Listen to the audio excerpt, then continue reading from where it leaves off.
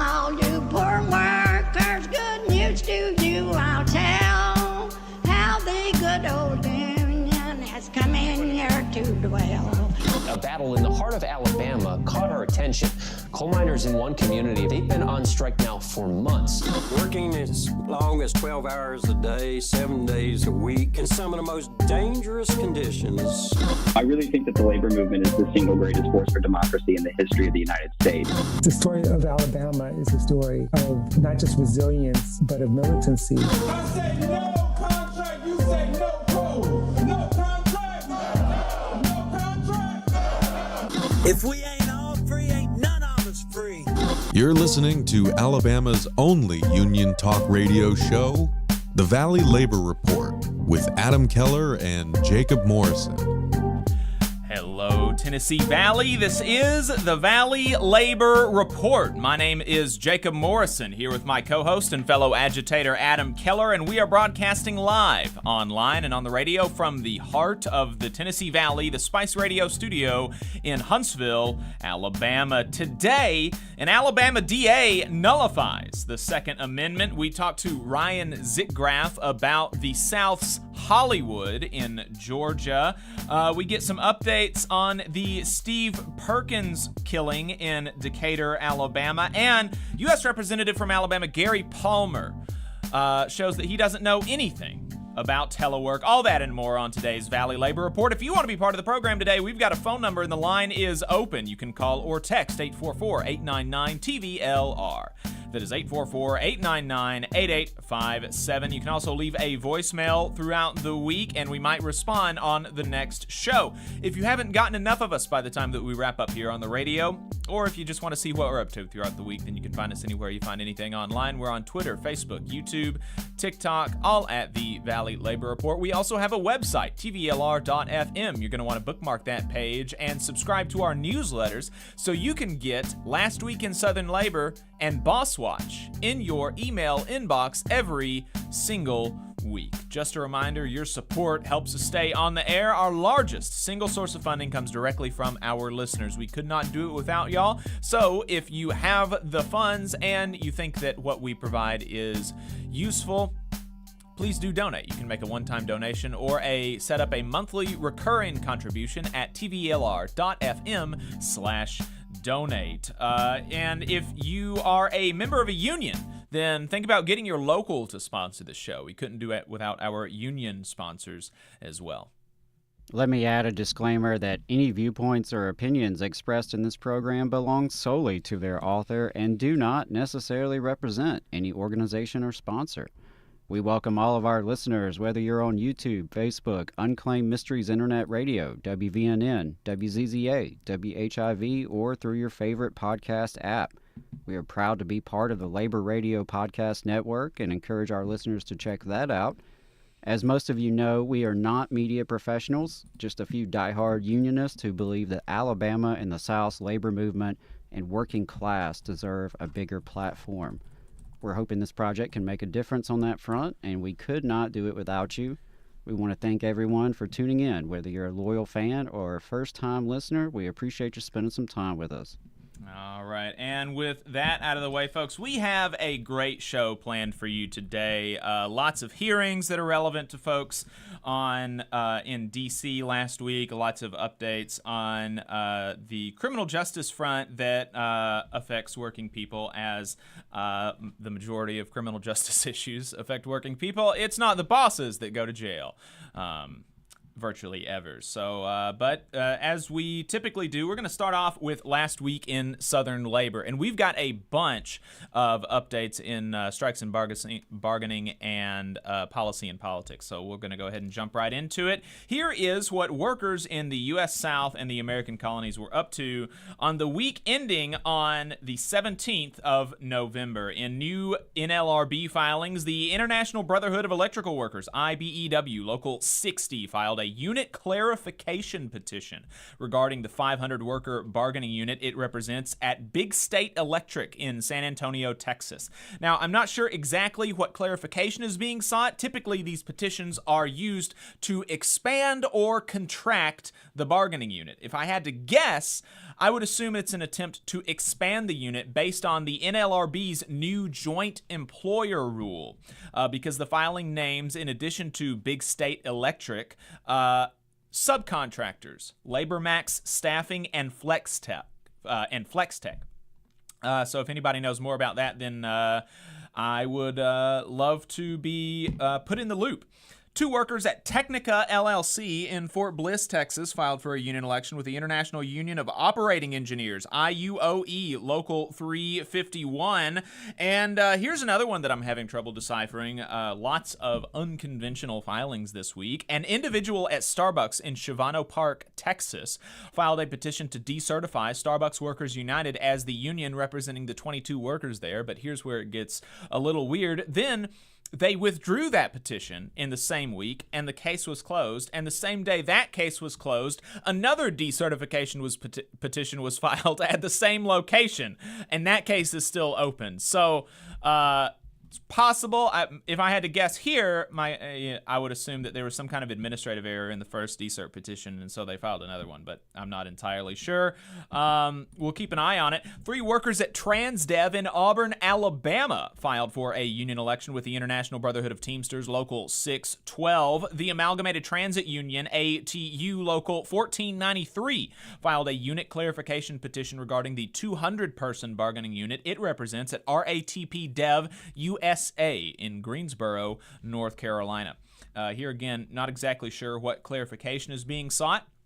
41 workers at Airport Aviation Services in San Juan, Puerto Rico, filed for a union election with the Union Independiente de Trabajadores del Aeropuerto, otherwise known in English as the Independent Union of Airport Workers. Additionally, 3 workers at the Harris County Democratic Party in Houston, Texas, filed for a union election with the United Professional Organizers. We had a few election results, starting off with not great one in Fort Worth, Texas, where workers at Bimbo Bakery voted against unionization with the Bakery, Confectionery, Tobacco Workers, and Grain Millers International Union, BCTGM, Local 100, 0-5. Those always hurt. Security guards at Omniplex in Herndon, Virginia, voted in favor of unionization with the Protective Service Officers United, 12-1. 23 school bus drivers at Durham School Services in Memphis, Tennessee, voted in favor of unionization with the Teamsters Local 667. And 20 workers at MLEX US, a marketing company in Washington, D.C., withdrew their request for unionization with the Washington Baltimore News Guild, Local 32035. In settlements, grievances, and unfair labor practices, Morgantown, West Virginia, Local 313 firefighters are in line to receive holiday back pay dating to 2014. So that'll be a nice check after the West Virginia State Supreme Court ruled in their favor in a case where the firefighters alleged they were not being paid everything that they were owed under state law during holidays. The case has been remanded back to the Monongalia Circuit Court judge, where they will oversee a process that determines how much exactly the city owes the 54 current and former firefighters in damages and award accordingly. So congratulations to them. In strike and bargaining updates, 700 Obamacare and Medicare workers staged the largest federal call center strike in history at Maximus call centers in 7 states. And Alabama prison guard Jeremy Pelzer is accused of encouraging prisoners to murder a prison strike organizer who is incarcerated in the Limestone Correctional Facility. We just keep finding bad apples, and that's all there is to the story about cops and correctional officers. Is that right? Yep, that's what I'm being told. Editorial workers at Mississippi Today and Verite News New Orleans, organized into the Deep South Today Union, an affiliate of NABET CWA, recently began negotiations for a first contract with management after securing voluntary recognition in the summer. They say they are seeking higher, more equitable wages, greater transparency, and job security. UAW members at Mack Trucks have ratified the same national agreement by 93% that they had previously rejected by 73%. This comes after the union says that Mack Trucks declared they would not move any further and that the previous offer was a last, best, and final, and that if the workers did not ratify the agreement, they would implement the contract and permanently replace striking workers. The union also claims that they did win significant changes in the local agreements. BCTGM members who manufacture soy protein for IFF in Memphis, Tennessee continue the strike that they began in June, and Hyundai has joined the chorus of non-union automakers clamoring to respond to the UAW's deals with the Big Three with a promise to raise wages by 25% by 2028. The difference between this commitment and the UAW's is that the UAW has a contract with the Big Three, but Hyundai can just as easily go back on this commitment between now and 2028, and if and when they do this, it will not receive nearly the same national and local coverage as the promised wage gains. These details were not relayed in Alabama's right-wing propaganda outlet Yellowhammer News when they reported on Hyundai's magnanimous announcement. In fact, their article did not even so much as mention the UAW. Starbucks Workers United claimed that last week saw their biggest labor action at the company yet, with some 5,000 workers striking at 200 stores, including several in the South.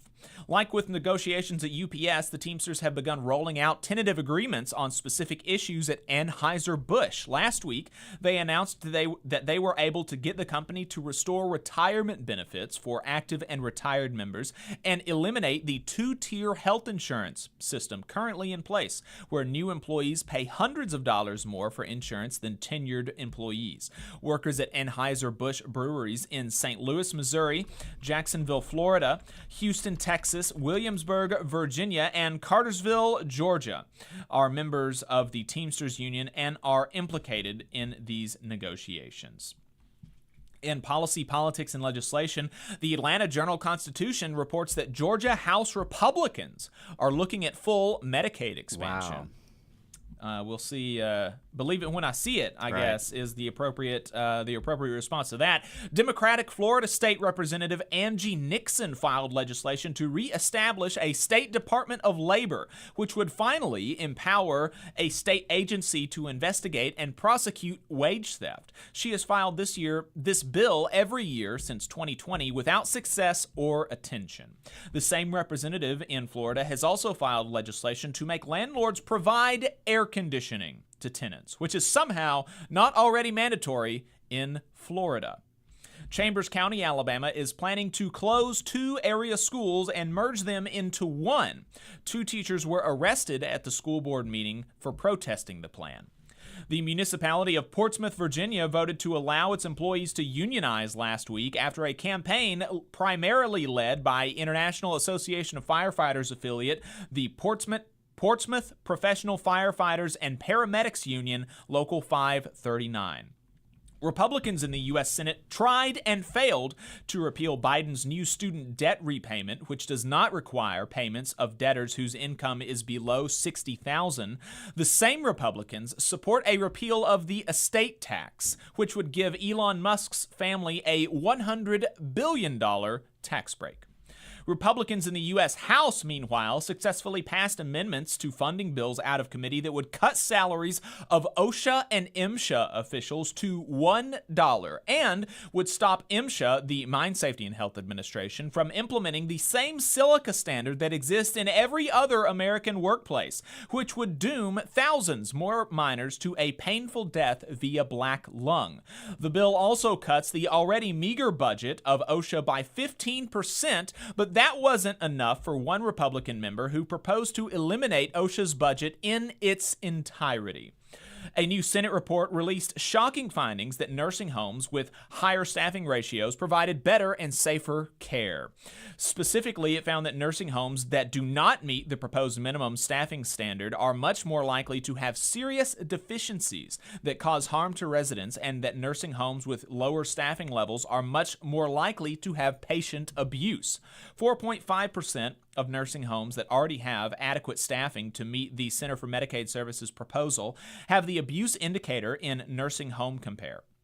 In contrast, 8.5% of nursing homes that do not meet the proposed Center for Medicaid standard have the abuse indicator in Nursing Home Compare. Nearly twice as much. Wow. Nearly twice as much abuse at nursing homes that do not meet recommended staffing levels. Again, a very shocking finding from the U.S. Senate.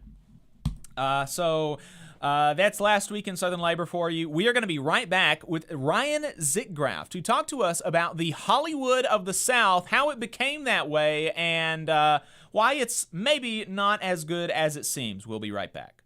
Benefit Architects has proudly supported union members and union-made products for over 35 years. If you are a federal employee and an AFGE member, you're eligible for hundreds of dollars in money-saving benefits, including group life insurance, dental insurance, and AFLAC insurance. Additionally, if you're a union member but don't work for the federal government, you can still qualify for several of these money-saving policies. So give Tate Cure a call at 256-215-6769 for details and to enroll.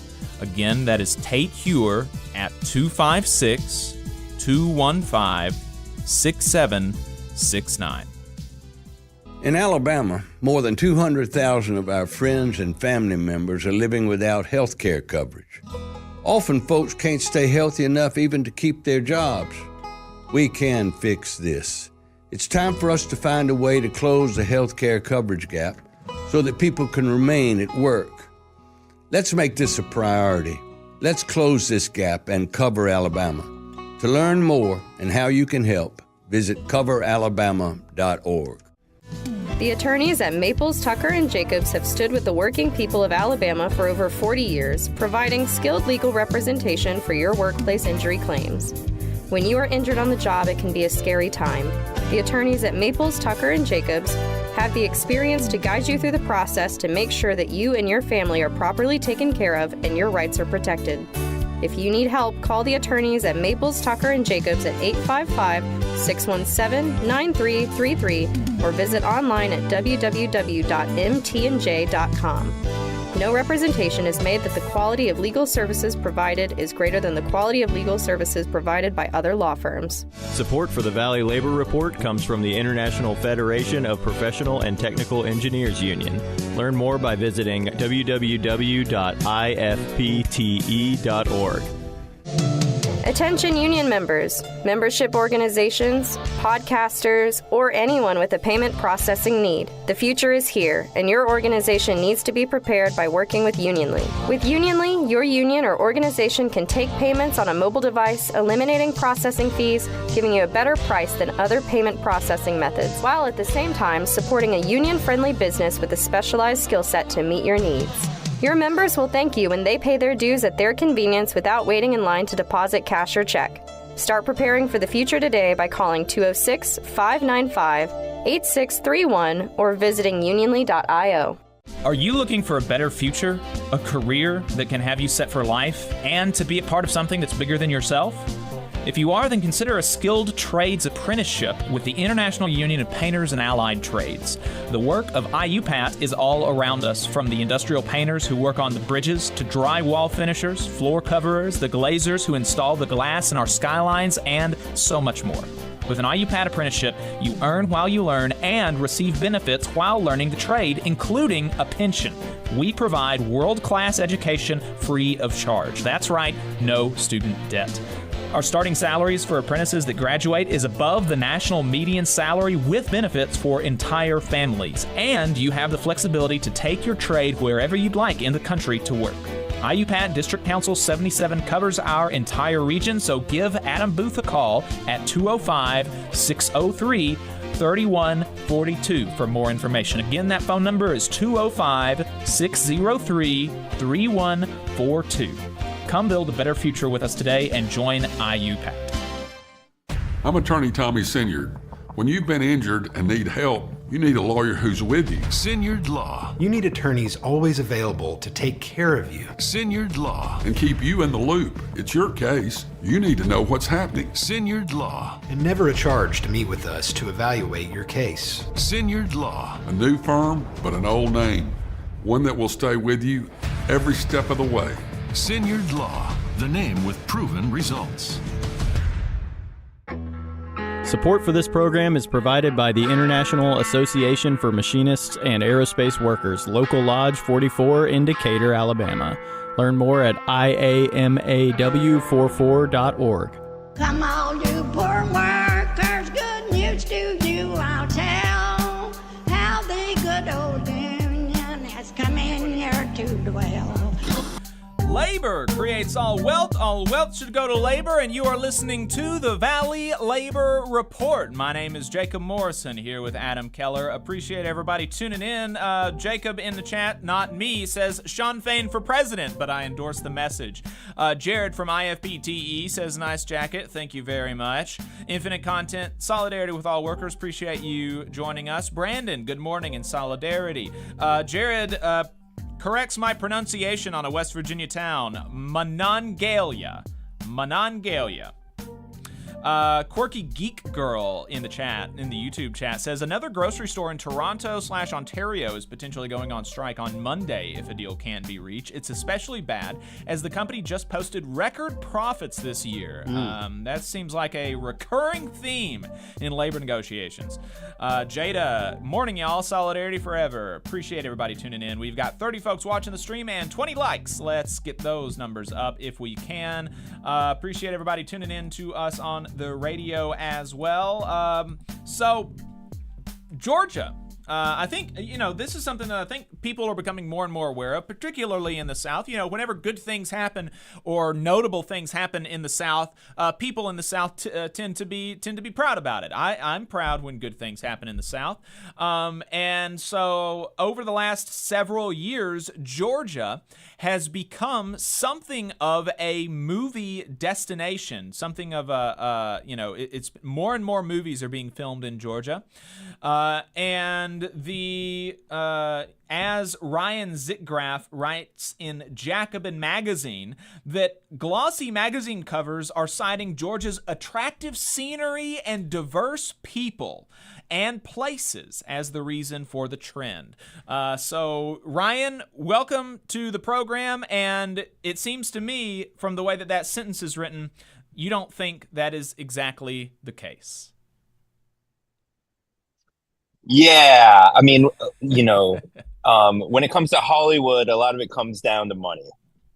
Now, here's another thing that you mentioned, but it's just I'm having a lot of trouble figuring it out because I'm always told that what drives Hollywood is the woke mind virus. They want to trans our kids and all that kind of stuff. That's what drives Hollywood. But you're saying that's not the case. Well, it would be if the money was there, but Hollywood sees green over woke, I believe. Okay. Well, there you go. So if there was money in transing the kids, then maybe we would have something to worry about. But yeah. So, so what is it then about Georgia that is bringing that's bringing Hollywood to film more shows over there? If it's not, the beautiful scenery and the people and the places. Well, as there's been a lot of jobs, a lot of companies moving jobs to the South over the last few decades. And some of that has to do with people themselves moving, to the South. But a lot of it has to do with ununionized labor, the lack of unions in the South, although that seems to be slowly changing. But also tax incentives. Louisiana kind of pioneered this in the South when it comes to offering Hollywood 10-20% off their productions when they film in the state. And so actually around 2004-2005 there was a movie Ray that was the biopic of Ray Charles. Oh yeah. And he's from Georgia. And people were upset, like in Georgia, that they decided to film it in Louisiana because of the tax credits. So Sonny Perdue, who was the governor of Georgia back then, said, "Hey, we need to compete with this." So they started offering like one of the biggest tax credits among states to do 20% flat tax off for productions. Plus, if you use the little peach logo and put that at the end of the credits, that's an extra 10%. So 30% tax credit on all productions was pretty huge. So between that and the lack of unions, that's a big reason why Hollywood moved to Georgia. Jeez. For a peach logo in the credits, you get a 10% tax credit on anything filmed in the state of Georgia. On top of 20%. On top of 20% that they give you anyway already. But now, so does this mean that if I were to go to Georgia and film like a little documentary about a local, ironworkers union, that I would be able to benefit from, and the union would be able to benefit from that? Sure, yeah, come and make it. Okay. Is there like so there's not a minimum there's not like a minimum size that the project has to be? Well, you have to. I believe you apply with the state office. And I don't know. I mean, there's a chance that if it's just you making your own little film, they won't do it. There probably is a minimum, but I'm not aware of what all the qualifications. But yeah, you apply for the tax credit through the state office. And so, how much money is being spent by Georgia taxpayers, by the public in Georgia, on the film industry? It's about $1 billion a year. So it is as more productions come down and migrate here. Yeah, it's costing $1 billion in taxpayer money a year. And has Georgia been able to, run the numbers and say, okay, look, yeah, we're spending $1 billion of your dollars to get a peach logo in the credits, but also, there are all these other good things. Like what is the, how is the cost benefit analysis of this looking? Well, there is dispute over they use a certain kind of multiplier. Different economists use different numbers to try to say, here's the financial impact, of this industry being here. And you also see this a lot when you talk about using taxpayer dollars to bring in sports stadiums, for instance, the Braves moved their stadiums a few years ago and they're like, well, it'll have this effect on the local economy. And so the multiplier that they use is something like 3.5 times whatever is spent. So that is like the impact of tourism and all of these people coming in from other states to work on these productions. But there's been some professors here in Georgia who have studied the numbers and said that this 3.5 number is not true. Like that, perhaps doubling, so maybe 2 times. But so the state is sort of using inflated numbers to justify it. Right. And when if you hear, okay, well, we spent $1 billion, but the economy got $2 billion, that might sound immediately like, okay, that's not the worst thing. But what you have to think about is kind of the cost benefit. Say, okay, so the state of Georgia, we are dedicated to spending $1 billion. Okay. And then the question becomes, what should we spend it for, and what would be the most valuable and the best use of that $1 billion? And there are other things that the state of Georgia needs, right? Oh, yeah. I mean, with, of course, definitely, especially with the Governor Kemp been cutting higher education funds, and look, yeah, healthcare. I mean, you name it. There's plenty of stuff that Georgia could use for that money. And so, why why are they not doing that? Investing in investing in healthcare, or stuff like that, maybe transportation, public transportation in Georgia, instead of doing that, they're saying, no, we should, send money to the Hollywood elites. Is, that's what they're doing. Why is that? Well, I mean, I think they're for one, they're trying to keep the film industry here because there are other states that are offering more and more tax credits. In fact, Nevada recently, I think Mark Wahlberg is trying to get Hollywood to move to Nevada. So Nevada is offering a lot of tax credits. I know Alabama has considered it. Like in this past session, there was consideration to try to compete with Georgia for those tax credits. So they're worried that if they cut the tax credits, that Hollywood will leave. And I think that's sort of a mixed argument because, I mean, they have built these big studios in Atlanta. And once you build these big structures, it's a little harder to leave. Right. Tyler Perry built his Tyler Perry Studios. Marvel has their own basically company town in the suburbs of Atlanta. So they're pretty well established at this point. So, the idea that you have to give them $1 billion to stay, I don't think that pans out. Right. Yeah. Once you get them there, it might make sense to actually get them there. But once you do get them there and they're starting to invest all of this money in infrastructure and they have already invested all this money in infrastructure and stuff, it becomes, the opportunity cost for them, it becomes more and more difficult to justify moving away. Right. And so, and this has been really part of a trend in states and municipalities across the country, really just kind of prostrating themselves in front of in front of big companies, begging for them to move, a manufacturing center or a new headquarters here, and we'll give you all of this public money to do that. Can you talk to us a little bit about that trend and kind of what that speaks to in our culture? Well, for puns, they want to be business friendly. They want to seem like they're bringing jobs. But the problem is that that they kind of leave themselves at the mercy of these companies. And you have all of these states together sort of bending over backwards to do whatever the businesses want. And they're sort of held hostage, or they feel like they're held hostage.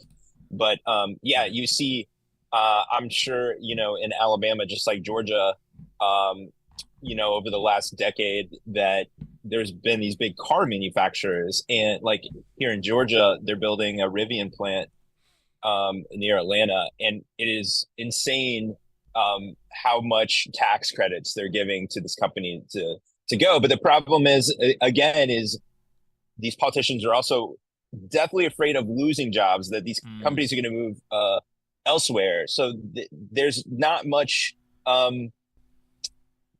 they're just worried about saving their butts, and so they'll do whatever it takes. Here, free money, and it doesn't always pan out. Right. Oh, one more question. I know Adam has a question, but are there any, so in some of these tax giveaways, there are strings attached to them, like, okay, look, we're going to give you $1 billion, but it's not just free money. You've got to, pay this amount of wages. You've got to make sure that your kids, that your workers have childcare and this kind of stuff. Are there any strings attached in that way, worker protections? Not really. I mean, in fact, one issue is that, in Georgia, because of the lack of unions, when, the movie production that happens in like New York and California, a lot more of those jobs are union. Those are kind of more unionized states. And then here, there are about 20,000 of film and TV production jobs, but only about a little over 8,000 are unionized. And, these companies promise a certain amount of jobs. Like, for instance, Tyler Perry Studio, his studios have promised something like 8,000 jobs. But right now there's only about 400, and there's no mechanism for the state to be like, well, where are these jobs? It's just a promise. And they just, yeah, sure, we believe you. Yeah, that's exactly. You spoke about what I was going to ask about, which was the differences in the unionization rates between these different sources of industry, and really what you just said I think is huge. That there is a lack of accountability. That companies make these big promises, politicians make these big promises, and we're lucky if it's even tracked, if anyone even is paying attention to see, if the promise comes true, much less if there's any accountability afterwards, if said promises aren't filled. But you spoke a little bit about the differences in the unionization rates, and of course, that's one of the reasons why industries come to the South. They're trying to flee union power. And I was curious if you could talk a little bit more about like the union landscape there in the Georgia film industry.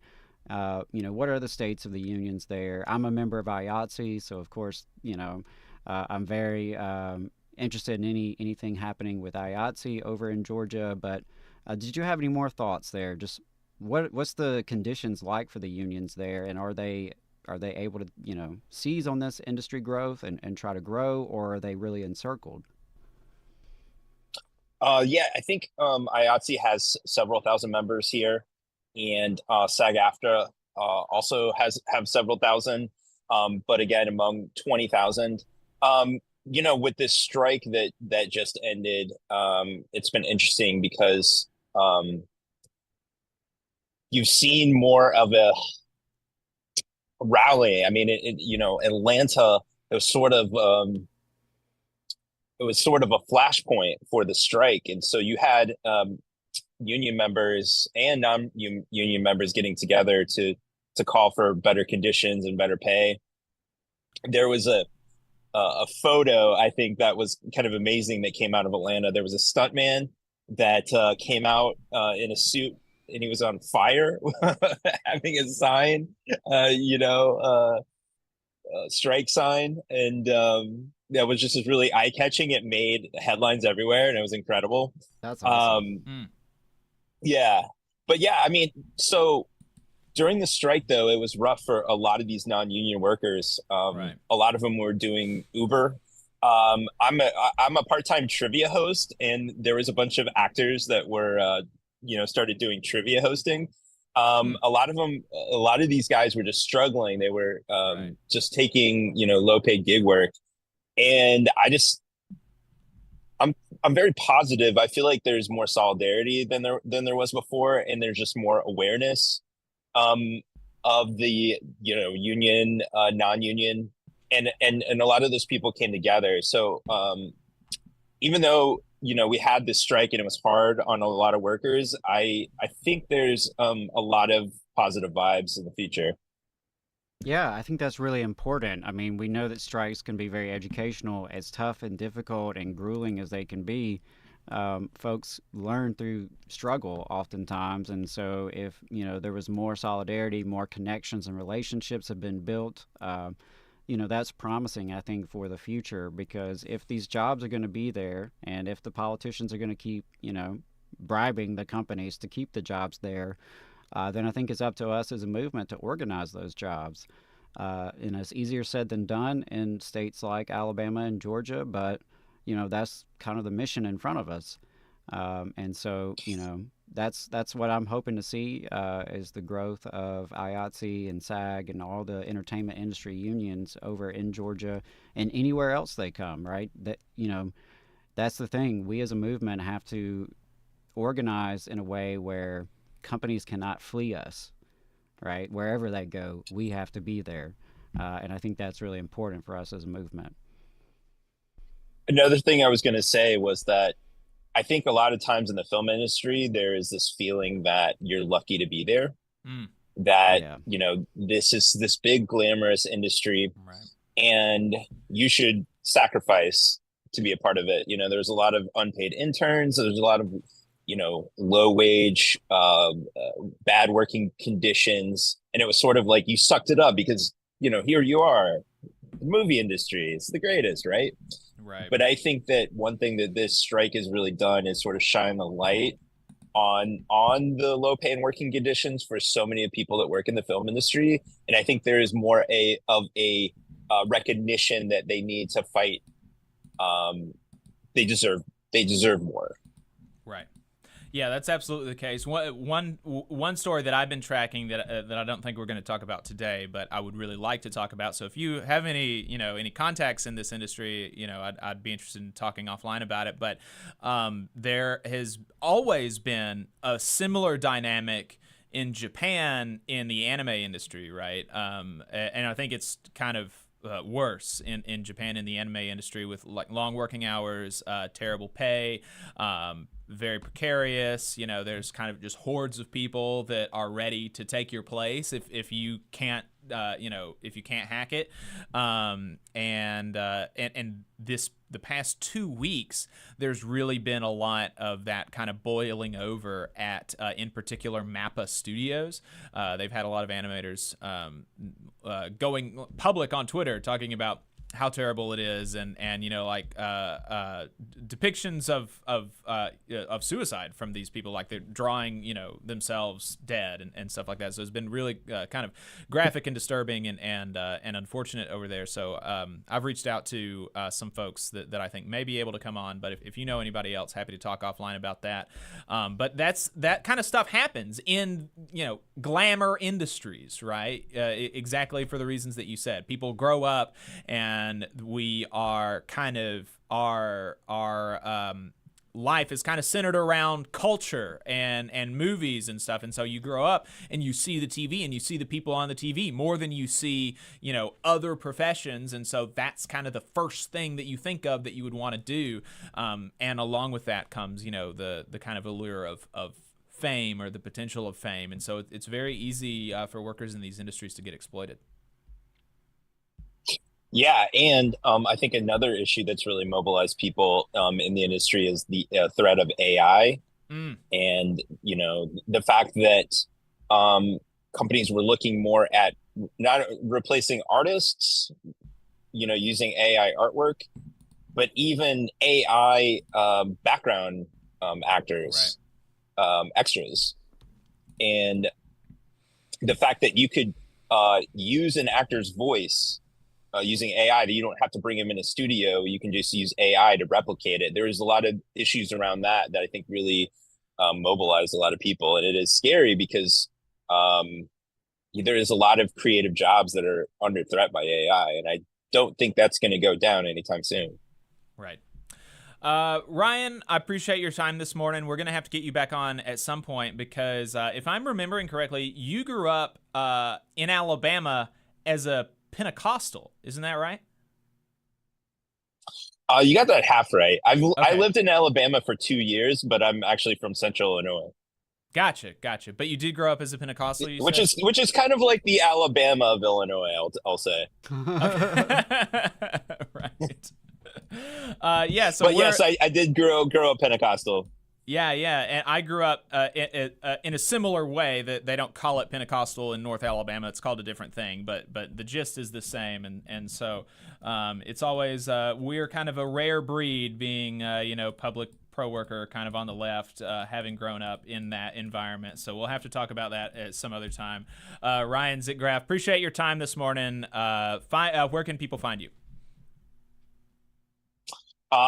You can find me in Jacobin Magazine. I write for Compact, and I'm a democracy reporter for a news nonprofit called Atlanta Civic Circle. So I've been writing some about labor for them and democracy, which is another thing that we care about.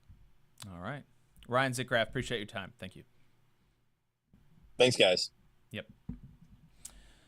Yeah. So... bad stuff given away. One of the articles that he linked to in his piece in Jacobin, the piece is called Georgia Became the Hollywood of the South Through Massive Corporate Tax Breaks. One of the articles that he linked to in that piece said that the tax subsidies to Hollywood in Georgia are now $330 per household. Wow. It's 5% of the state budget. Like, one out of every $20 that the Georgia government spends goes to Hollywood. That's just crazy.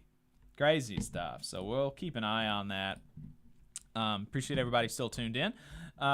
We have on Facebook, as always, now Joe and Mel. Thank y'all for tuning in. So we've got a couple of local cop news that's been breaking today over the last week. All of this has come over the last week. So the first one that I actually just saw this morning, I didn't have prepped, but I'll just tell you about it really quickly. This Alabama police officer from Killen was arrested, believe it was yesterday, on charges of first-degree rape and first-degree sodomy. Killen police officer Jared Webster did this to a woman during a traffic stop. This woman went to Crestwood Medical Center last week in Huntsville, indicated that she had been sexually assaulted by a police officer, and the FBI investigated and found enough evidence to present the case to a Lauderdale County grand jury. And the grand jury indicted Killen police officer Jared Webster on those charges. So, and Webster is now being held at Lauderdale County Jail under no bond under Anaya's law, which was a new law that made it more difficult for people to get out on bonds. So, really kind of gross stuff from law enforcement in Alabama. We also mentioned that a Limestone correctional officer is alleged to have encouraged other inmates to murder a prisoner who was an organizer of a prison strike back in 2019. And this story I wanted to go more in depth on because this should really upset you, especially if you're a conservative. Especially if you're a conservative type person.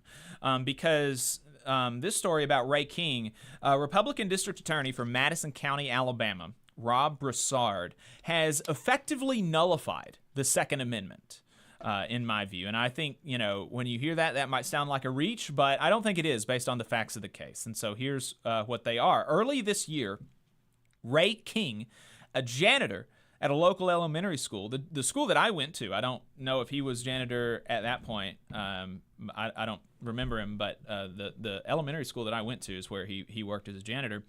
He was shot dead by cops in his own home after mistakenly showing up to the wrong house because they said he had a gun.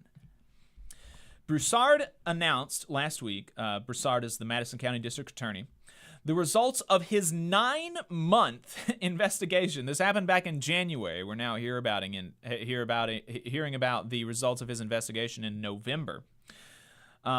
He claims that there are no charges that he can bring against the cops who killed him.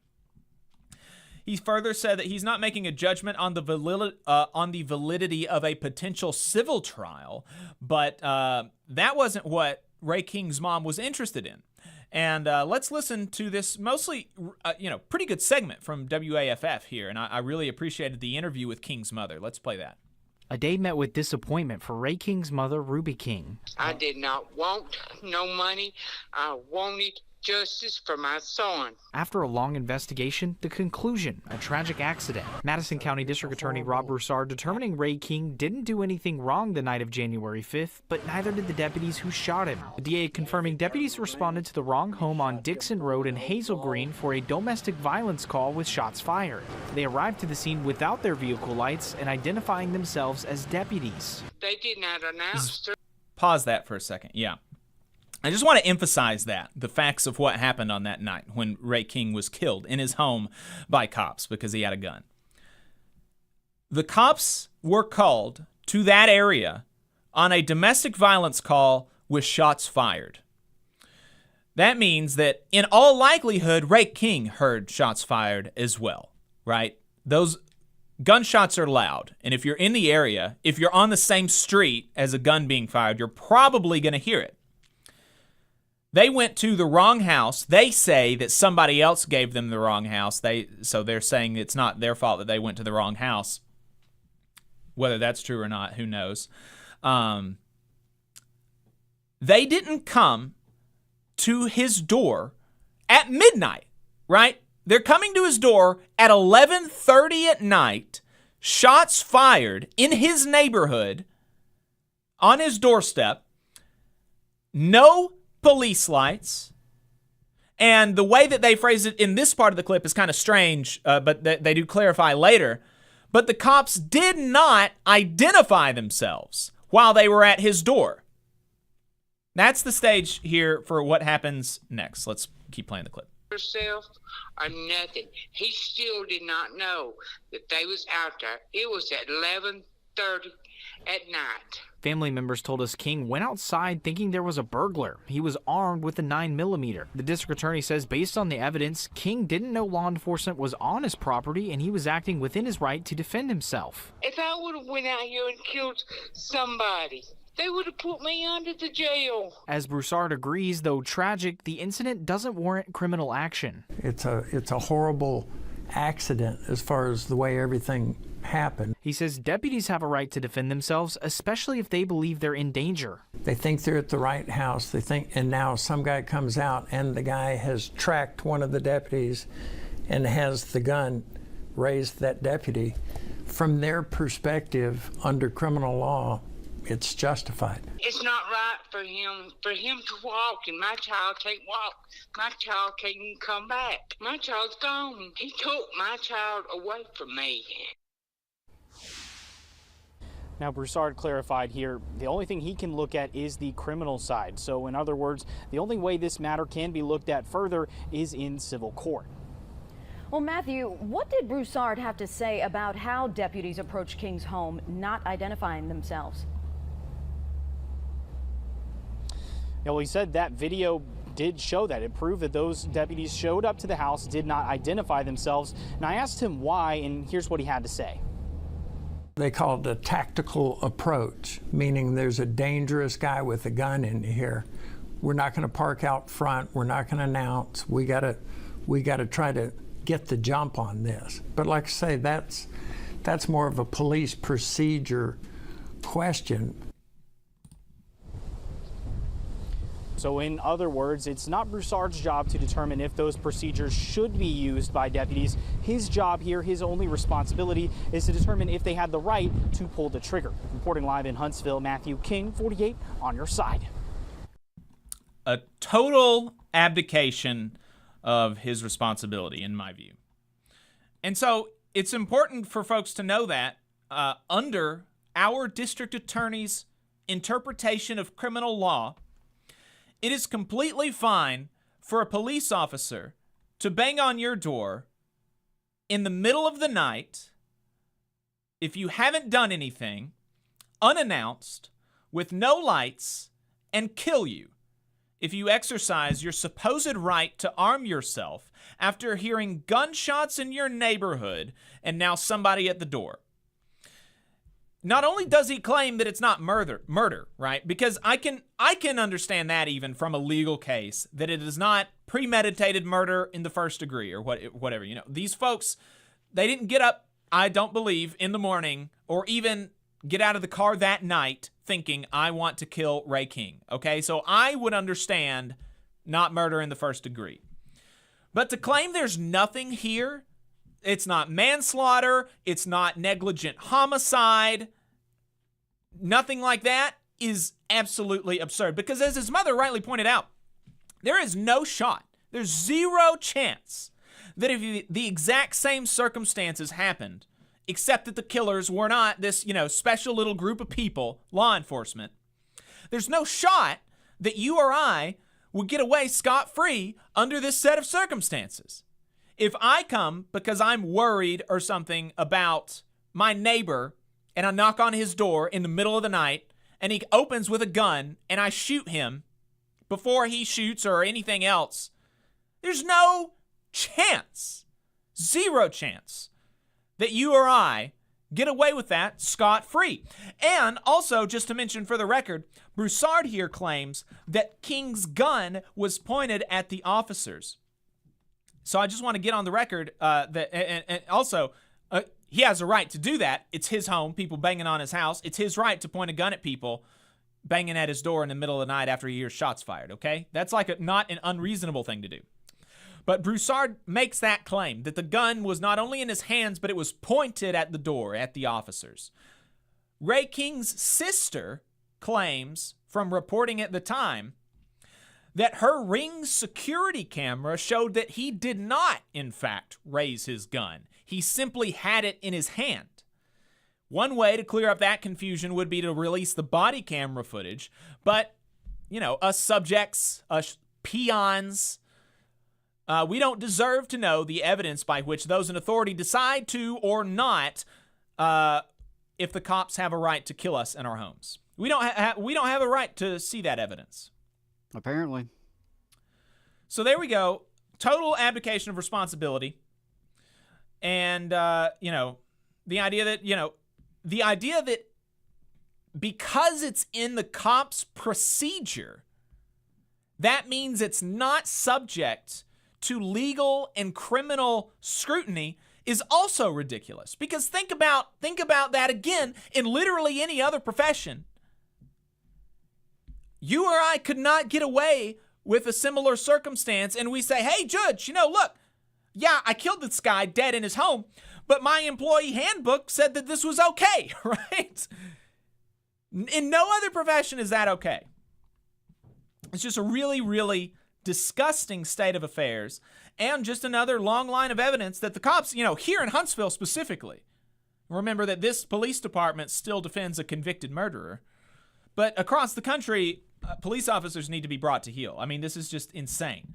Insane stuff that we're seeing. One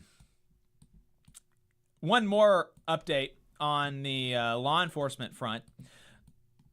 Another something that has been another killing that has been in the news lately has been the Decatur police killing of Steve Perkins, who was killed in his yard again in the middle of the night, like 2 a.m. This one, it's just so obscene. I mean, yeah, in your own home. Yes. Because he had a gun. Again, here, this is Alabama. We're supposedly have a Second Amendment. We have constitutional carry. We can carry our guns like wherever the hell we want, supposedly. But cops can kill us if we have it in our home, if we have a gun in our home. It's just insane. But the Decatur chief of police has released a statement on his investigation, the internal investigation within the Decatur Police Department. The internal investigation by the Decatur Police Department's Office of Professional Standards into the death of Stephen Perkins is complete. On Thursday, I met with the involved officers concerning the report, reviewed the findings, and gave them an opportunity to be heard before I made any decision. I found reason to believe that policies were violated, and the final report and findings were sent to the legal department and outside counsel late this afternoon to prepare the formal documents to move forward the discipline process. Under our merit system rules, a chief of police cannot issue discipline beyond written reprimands, and it is my professional opinion that such discipline is warranted. The mayor will conduct a review and make a final determination if discipline is warranted and to what extent. And now here, people talk about unions protecting bad employees. People talk about, that you just can't get rid of a bad teacher. It's just impossible. You can't do it. You can't get rid of a bad teacher.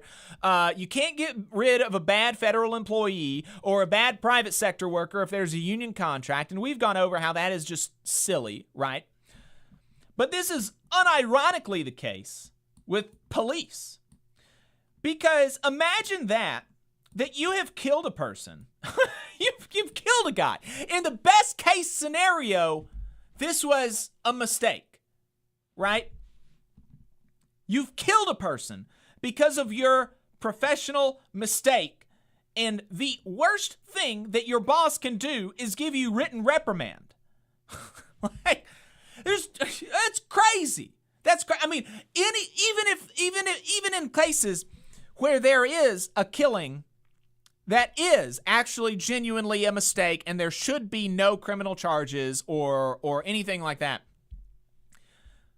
they should immediately be fired and should never be able to work a law enforcement job again, right? Because you make a mistake in, an office setting as a clerical employee, oh, you forgot to capitalize this or that or whatever, that's fine. And you can correct it and you can move forward and become better. But like making a mistake where you end somebody's life, doesn't even matter if you were well-intentioned or not.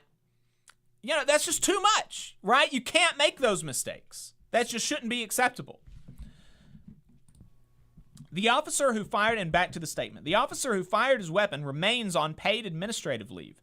As a matter of policy, officers who are placed on administrative leave continue to be paid while due process takes place. The other 2 officers who were on duty at the time of the shooting and the involved supervisor remain on duty, but on administrative assignments. Additionally, I have made the determination that while the Decatur Police Department policies and procedures are accredited through the Commission on Accreditation for Law Enforcement Agencies, we will be conducting a review of all policies and updating or adding policies that could help reduce the likelihood of something like this ever happening again. I also want to address reports in the media about Mr. Perkins' vehicle being repossessed by the recovery company shortly after Mr. Perkins was shot. This is true. This is true. Wow. And while no policy exists, can you believe like being now we're moving outside of the cops. Can you believe being a guy working for a tow truck company and like, oh, this guy is sitting dead in his yard and now I'm going to take his car, right? Like even if, and I have heard reports that this was this was also a case of the wrong house. I haven't been able to myself confirm those reports. I'm not totally sure. But even if it was the right house, right?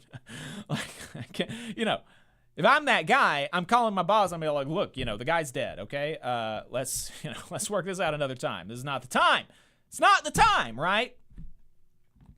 While no policy exists for every potential situation a police department may encounter, I fully understand why the officer's decision to allow this to occur caused additional hurt to Mr. Perkins' family and our community.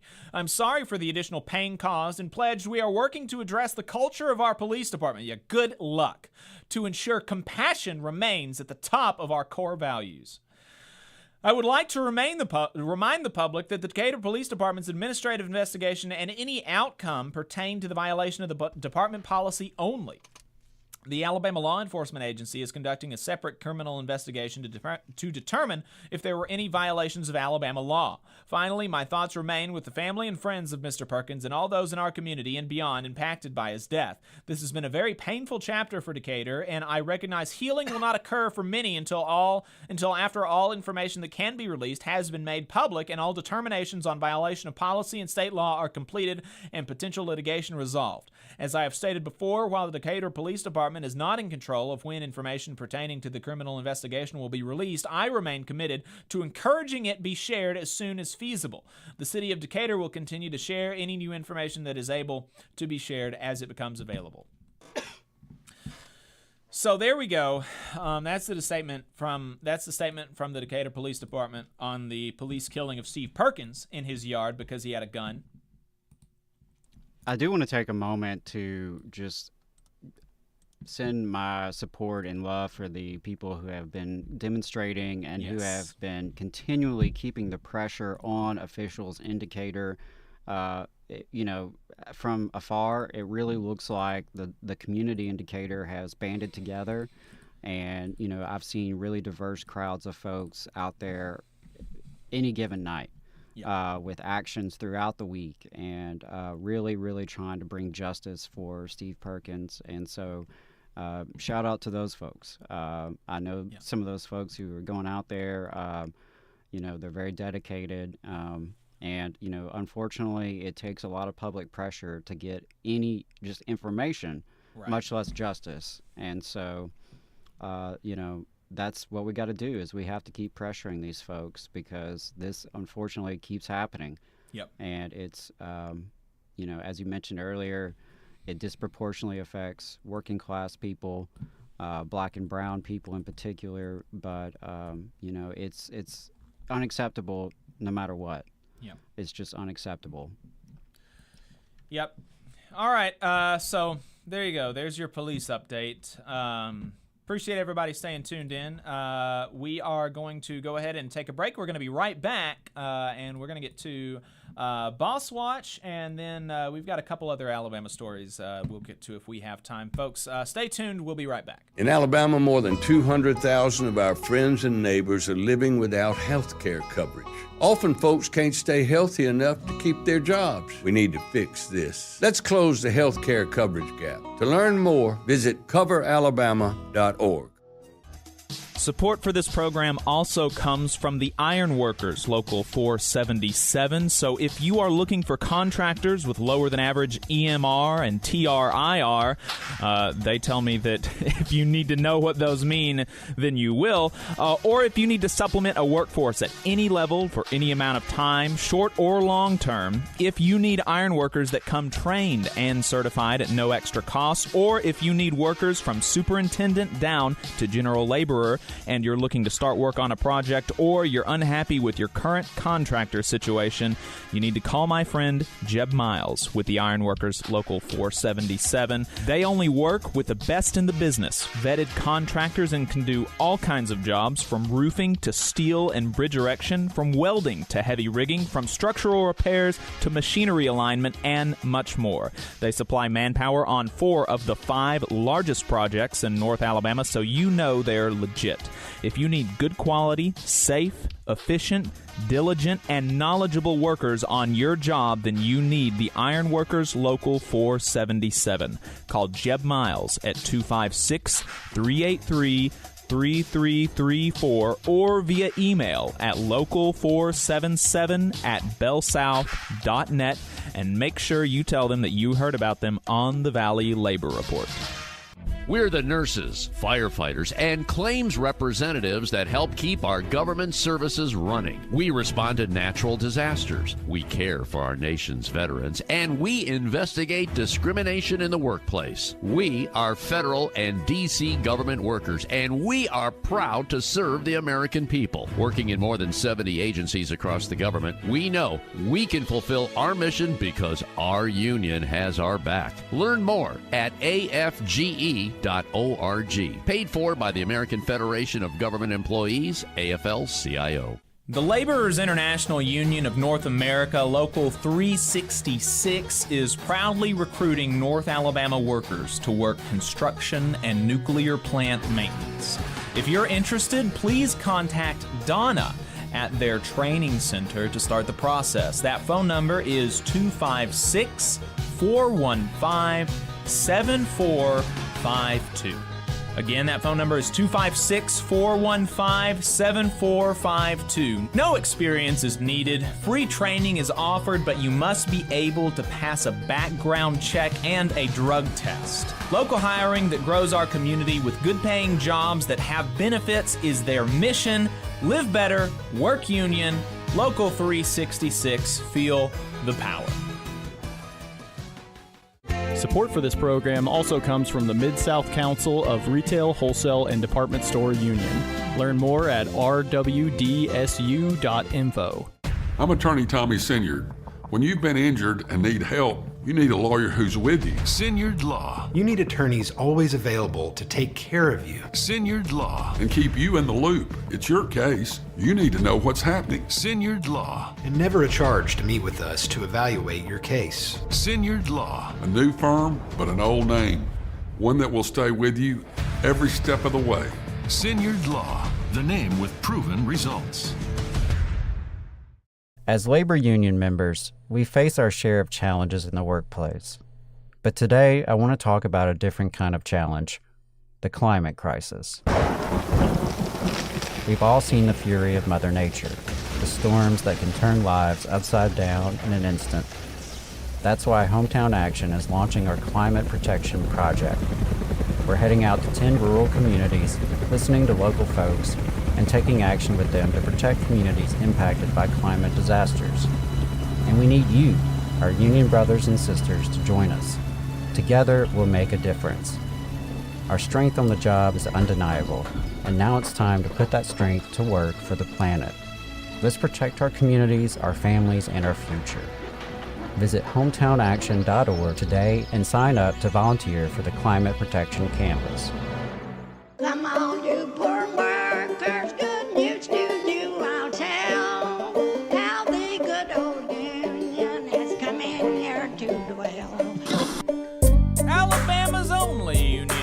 radio show. This is the Valley Labor Report. My name is Jacob Morrison, here with my co-host and fellow agitator Adam Keller. Our phone number is 844-899-8857. If you want to give us a call, that is 844-899-TVLR. You can also send us a text message if you'd like to read that on the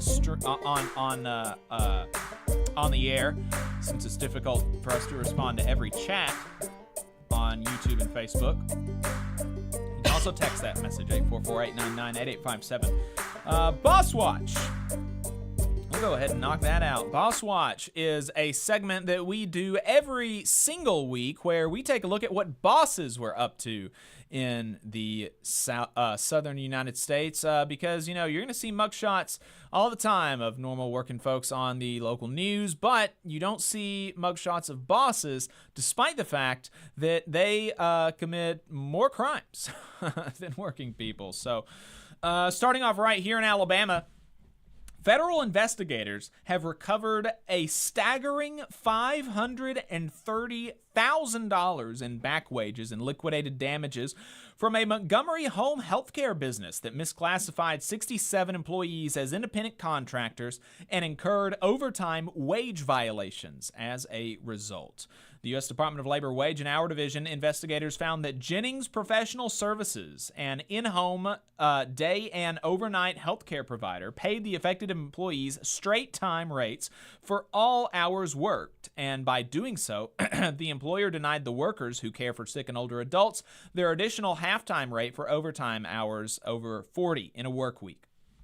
In addition, the employer failed to keep accurate pay records as required. In fiscal year 2022, the Wage and Hour Division concluded more than 1,100 investigations in healthcare industries. Healthcare industries alone. And these investigations recovered nearly $15 million in stolen wages for more than 22,000 workers. $15 million stolen in one industry. That's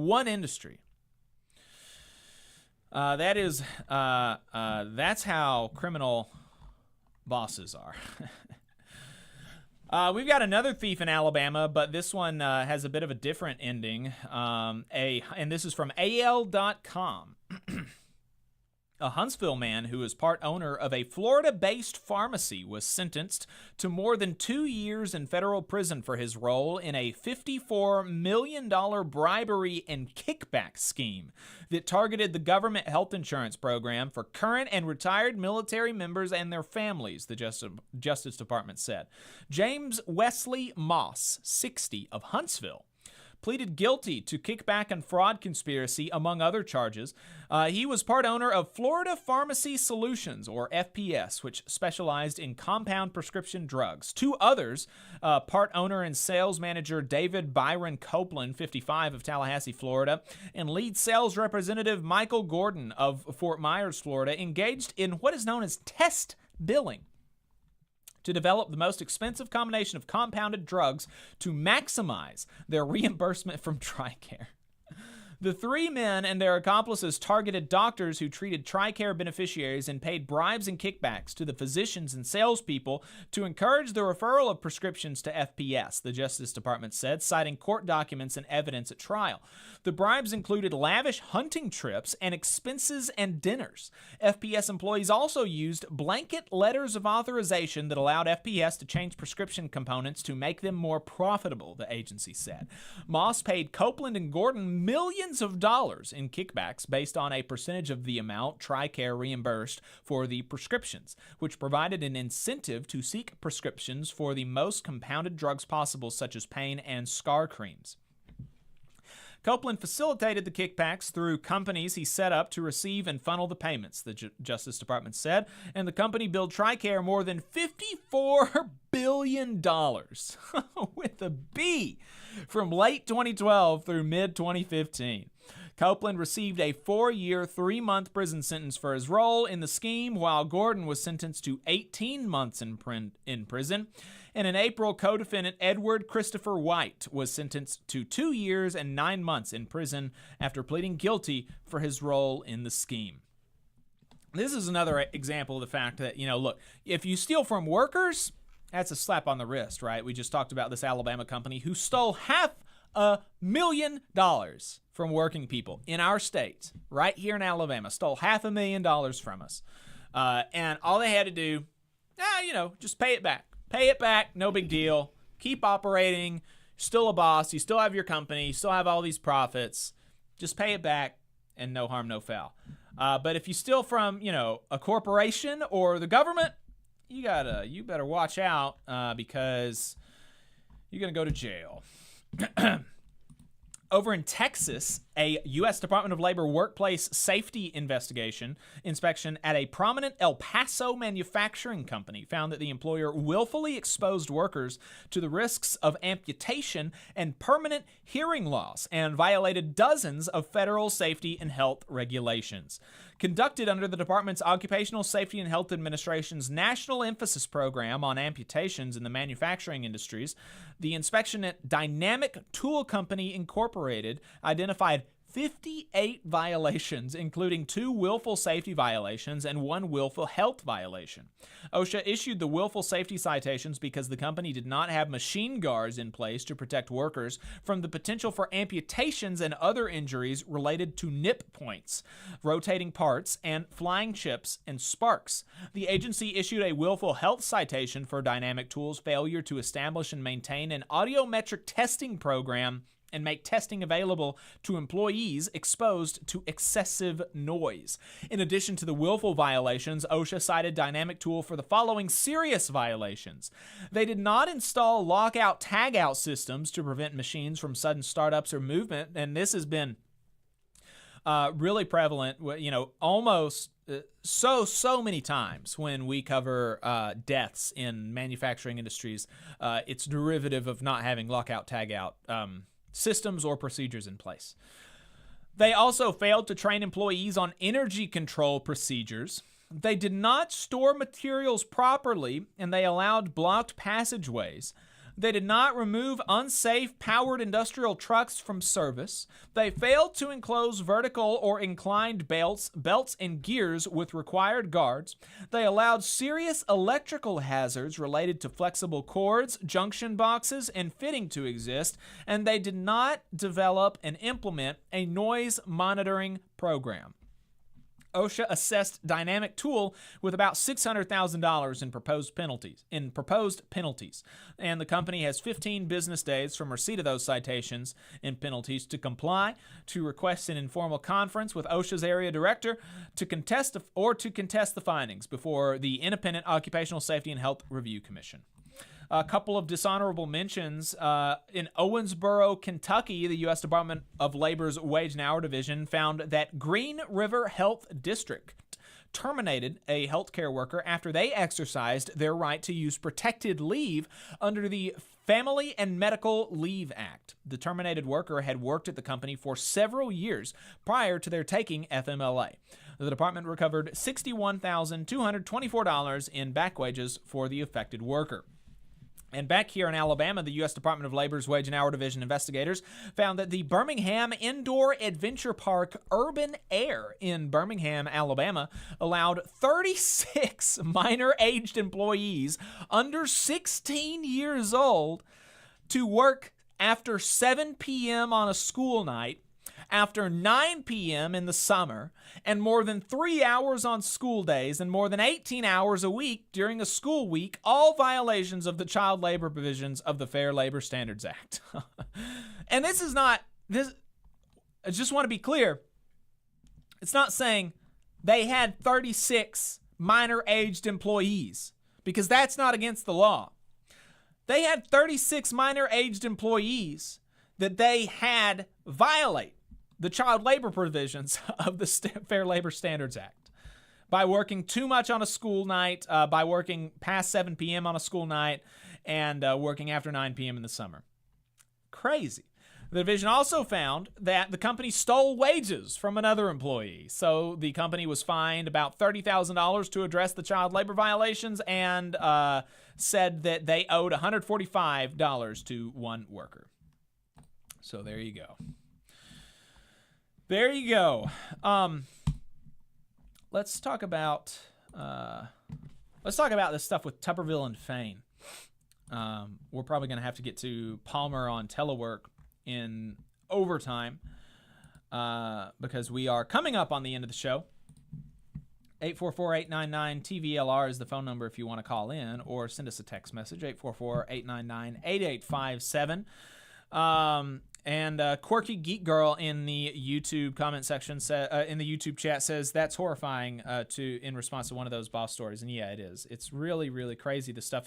And, you know, just as just to underscore again, you know, how this is only the kind of stuff that is caught, right? And you can imagine there's so much that doesn't get caught when bosses violate the law in this way, because who knows that they violated the law? Typically, the workers are the only people that know that they violated the law. The workers are the only ones that know when their rights have been violated, if they even know that their rights have been violated. Some people don't even know that they have these rights, or they have these, you know, that their employers have these responsibilities.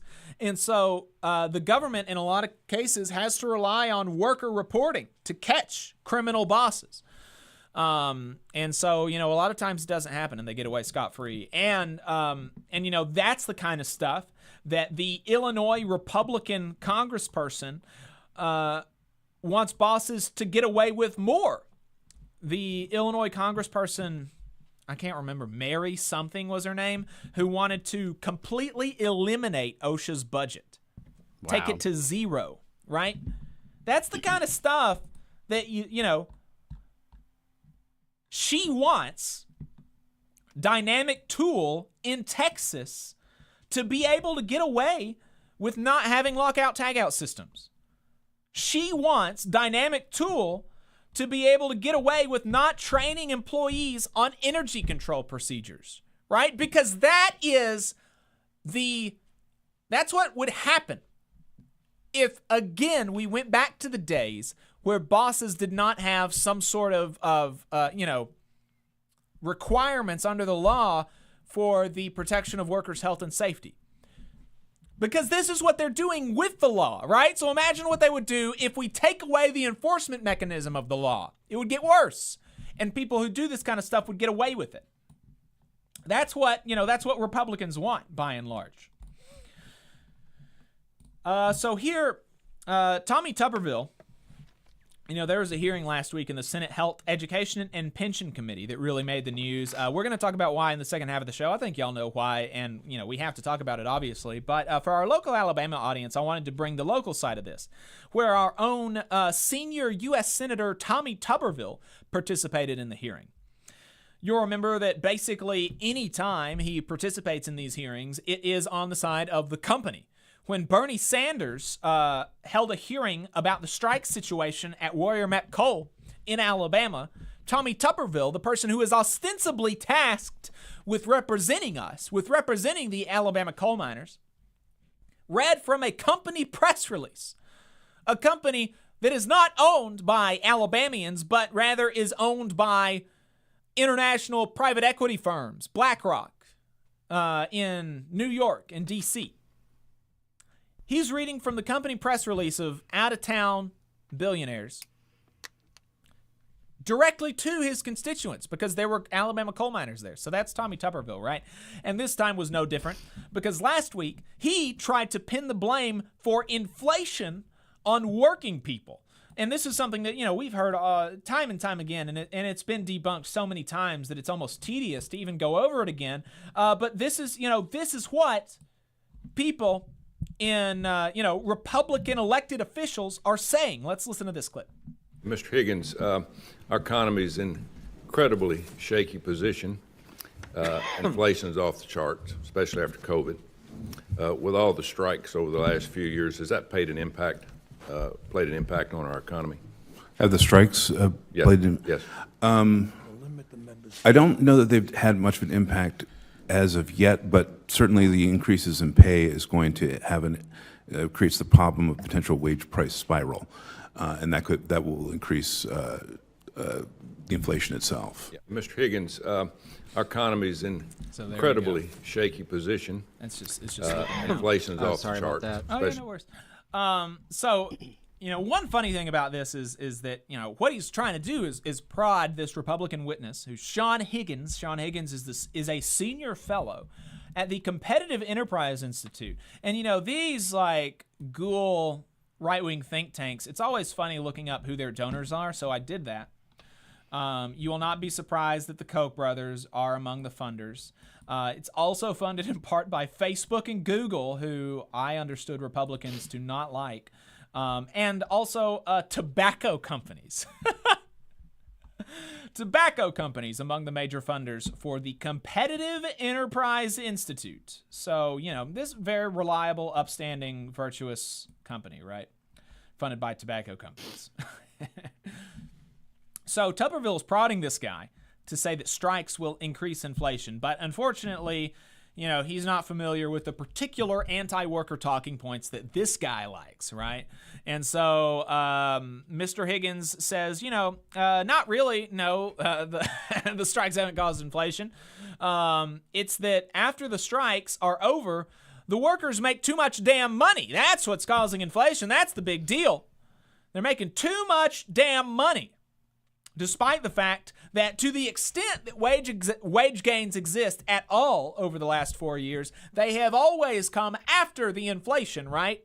It has never in no industry been the case over the last 4 years that we see first, a 20% increase in wages and then a 20% increase in prices, right? It's always the reverse of that. The price increases come first, and then the workers say, okay, look, I have to pay more to live, so you got to pay me some more money, right? That's always the way that it happens. Prices at the big three auto companies for their vehicles have gone up 40% since 2019, while wages have increased by 6%, okay? Workers are not causing inflation, obviously. Also comes after the economic consensus is being formed around the observable reality. This what I'm about to say is not contested. The majority of the revenue generated from increased costs have not gone to wages, not gone to material costs, not gone into supply chain issues. The majority of the revenue generated from increased costs have gone to higher profits, have gone straight into shareholder pockets. That's been the observable reality of the revenue generated from increased costs. But, Tuberville's not going to ask this corporate think tank ghoul about that. He doesn't want to know about that because the people who are actually being hurt by inflation are the people that Sean Fain, Sean O'Brien, and Sarah Nelson represent, right? We are the people that are being hurt by inflation, and the people that benefit from inflation are Tommy Tuberville's donors. And that's the dynamic that, you need to understand. So that's going to be it for us today on the radio, folks. But, if you are listening to us on the radio and you're thinking, hey, I want to hear some more of that, or I want to call in and add some commentary that I didn't get to during the main show, don't worry, because we got a whole second half of the program. We're going to go for another hour and a half online only. You can find us on YouTube and Facebook at The Valley Labor Report. You can find us at The Valley Labor Report on Facebook and YouTube. And you will be able to continue listening to us. So do that. Otherwise, we got a couple of plugs here at the end of the show. Make sure you donate, tvlr.fm/donate. If you haven't, you can make a one-time donation there or set up a recurring monthly donation. Labor Notes registration for their convention for next summer or next spring in April is up. labornotes.org/events. I know, I need to register. I have already registered, so you need to get on it. Get on it. Register for that if you haven't. It's $140 if you register before February or something, and it goes up to $180 if you don't. So you want to get in that early bird price if you can. They've also got some workshops, as they always do. They have, so check that out. Like I said, labornotes.org/events. Any other plugs that you wanted to make sure we got to, Adam? Just wanted to remind folks, Shop Talk will be off this upcoming week. It is Thanksgiving, so hope everyone has a great Thanksgiving. Yeah, we'll be back following that. So definitely check out old episodes if you're interested in labor education, history, and training. You know, if you heard some of the stuff we talked about today and you're like, I want to go deeper on what are my rights in the workplace, or how do you start a union, check out our YouTube channel. We have a lot of information out there for folks who are interested in learning more about this information. Yep. All right, that's going to be it for us on the radio, folks. If you're not going to find us online, we will see you next week.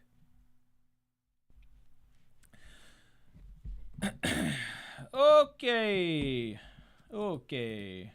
That's it. We're now off the radio. We have freed ourselves from the shackles of the FCC censors. So we are going to go to a break. We're going to be right back. We got a lot of good stuff for you. We're going to be reacting to to the thing that everybody's been reacting to about the Senate hearing last week. We've got some other stuff that nobody else is talking about but is important. So stay tuned. 844-899-TVLR if you want to call in. 844-899-8857. You're listening to the Valley Labor Report. We will be right back.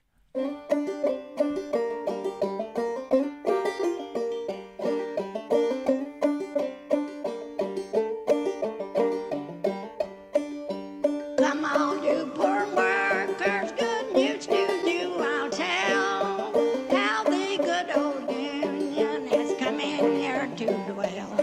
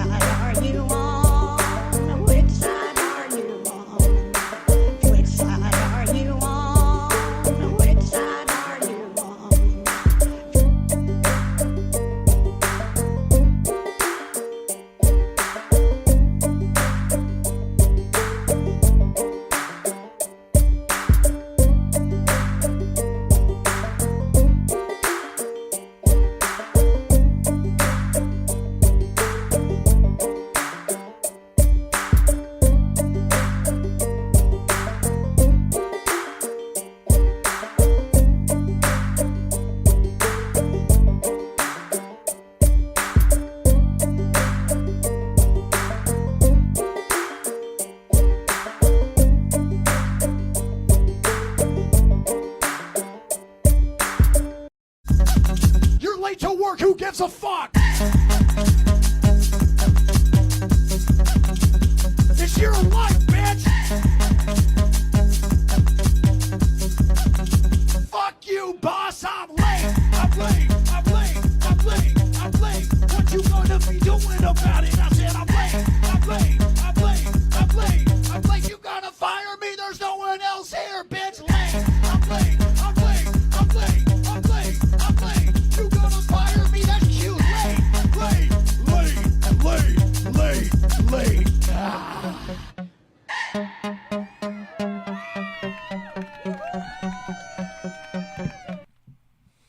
All been there. Oh man, that was fantastic. I don't know if have you seen that guy before? I've never seen that guy in my life. That was new to me. He does a lot of stuff like this. I like his stuff. You find him on TikTok. Mark Rebelit.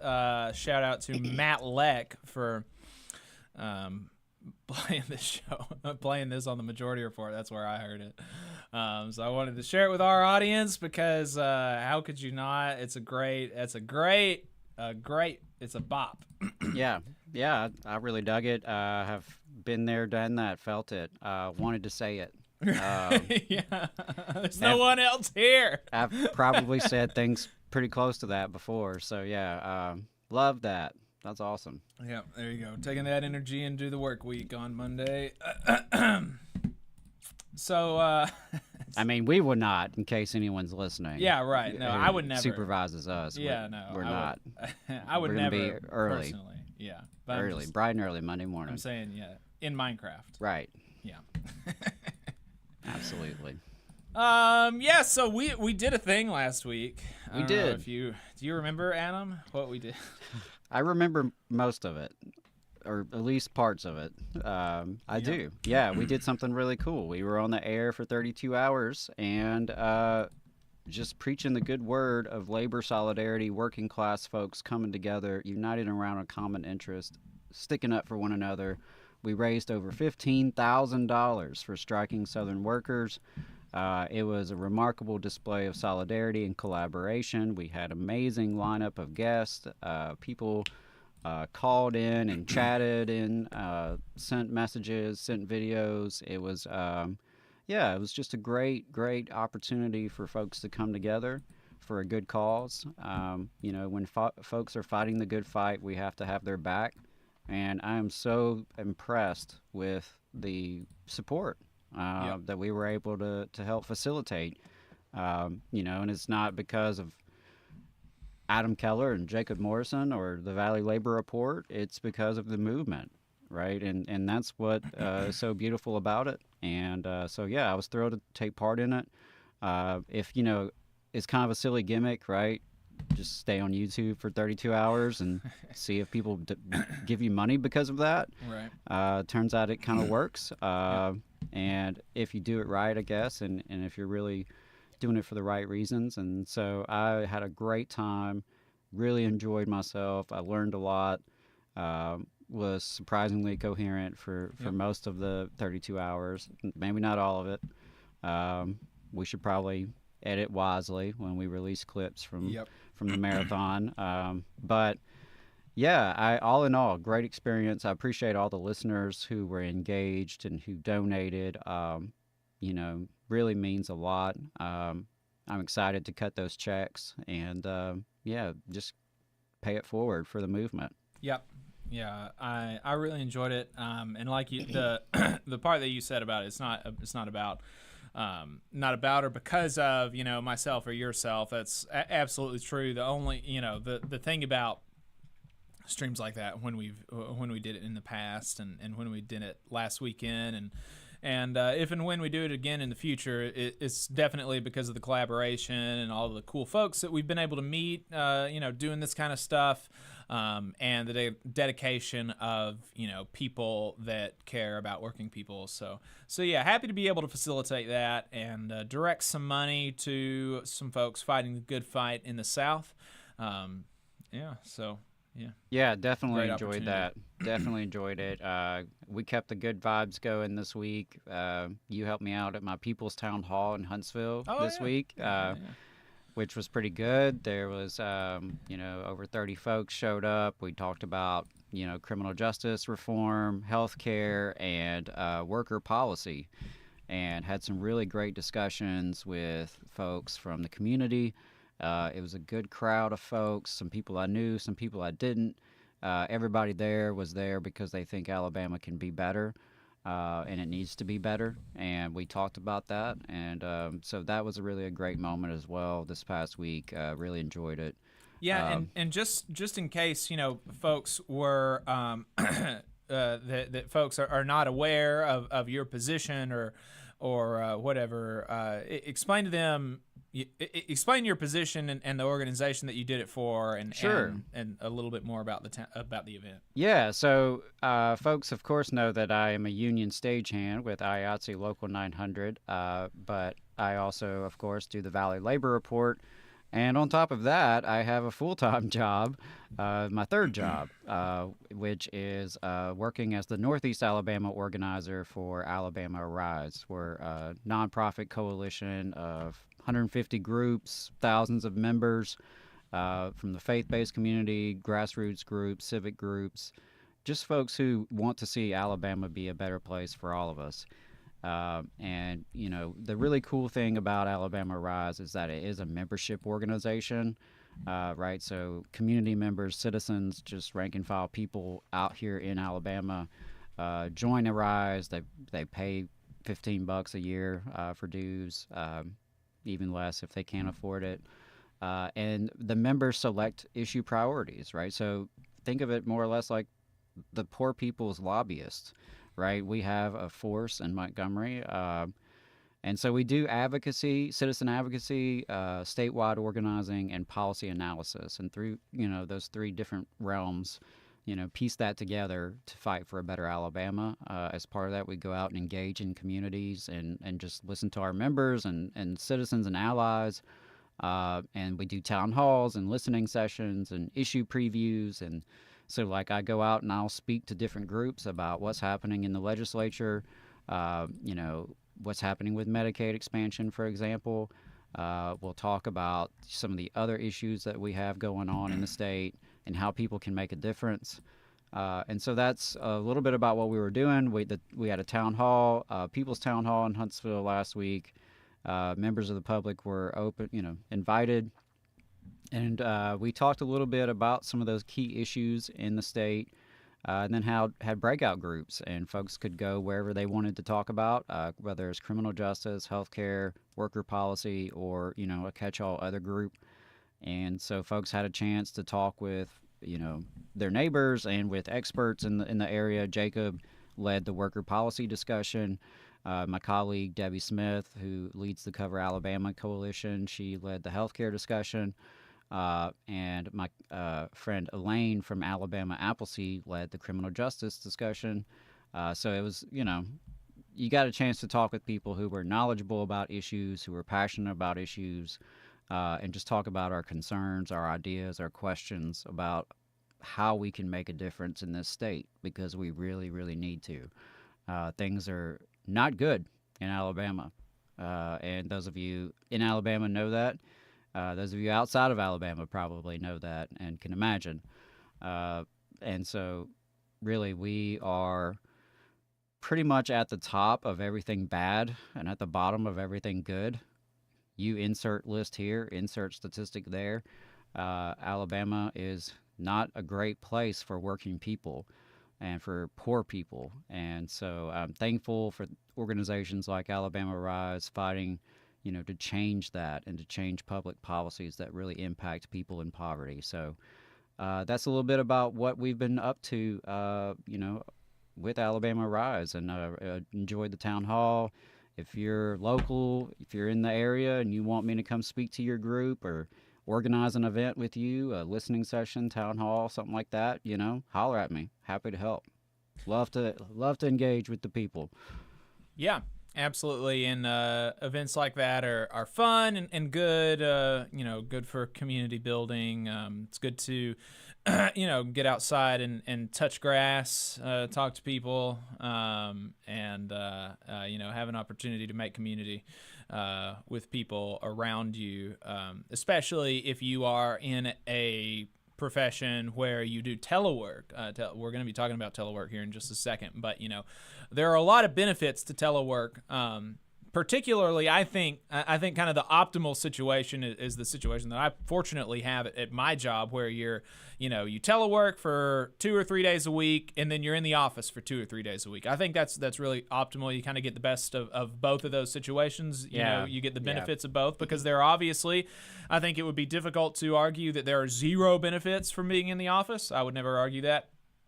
And so you're able to get those a couple of days a week, and then the rest of the days of the week, you get the benefits of being able to telework and the flexibility that comes with that and all that kind of stuff. Right. I think it really just varies on everybody's situation and what works best for them. I'm with you. I kind of like that hybrid model of best of both worlds. But right now, for me, my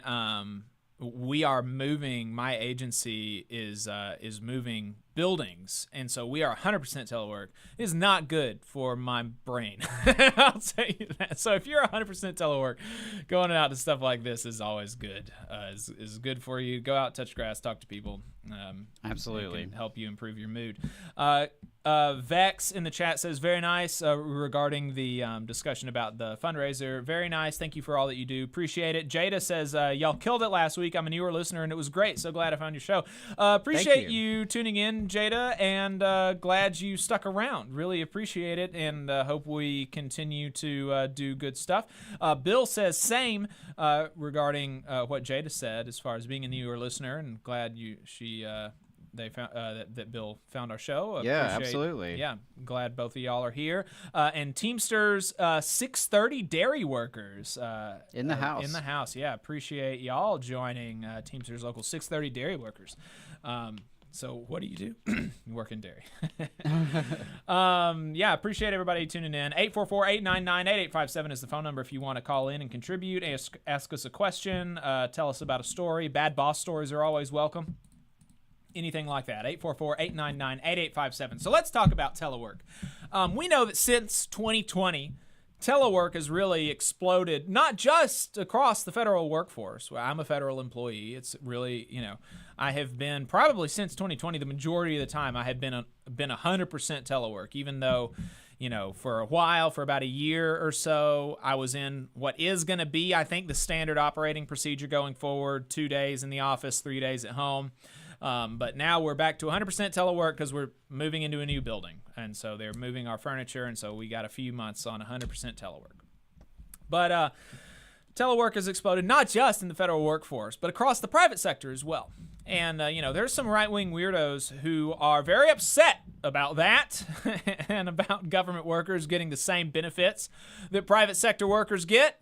It's not just this issue of telework, but any issue. Right-wing politicians want government jobs to be so low-paying, have so few benefits, be so precarious, and be so bad that the quality of the product decreases.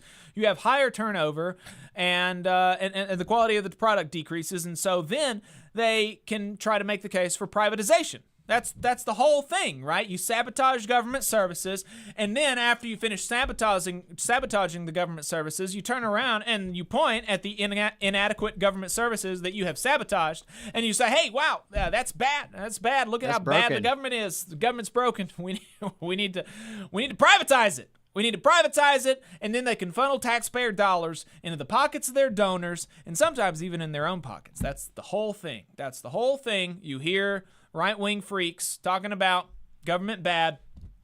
That's the deal. They have sabotaged it in one way or another to the extent that government bad, a lot of times it's derivative of underfunding and understaffing and overwork and all of this kind of stuff. And capture by those very said forces. Absolutely. By coal executives running the Mine Safety and Health Administration, right? So government, That's not good for government. When coal executives, or when the foxes are running the hen house, right? Stuff like that happens. Not good for government. But a lot of times they say government bad, and it's actually, simply not the case. You hear a lot of bad stuff about the post office for some reason, but the post office is like freaking awesome.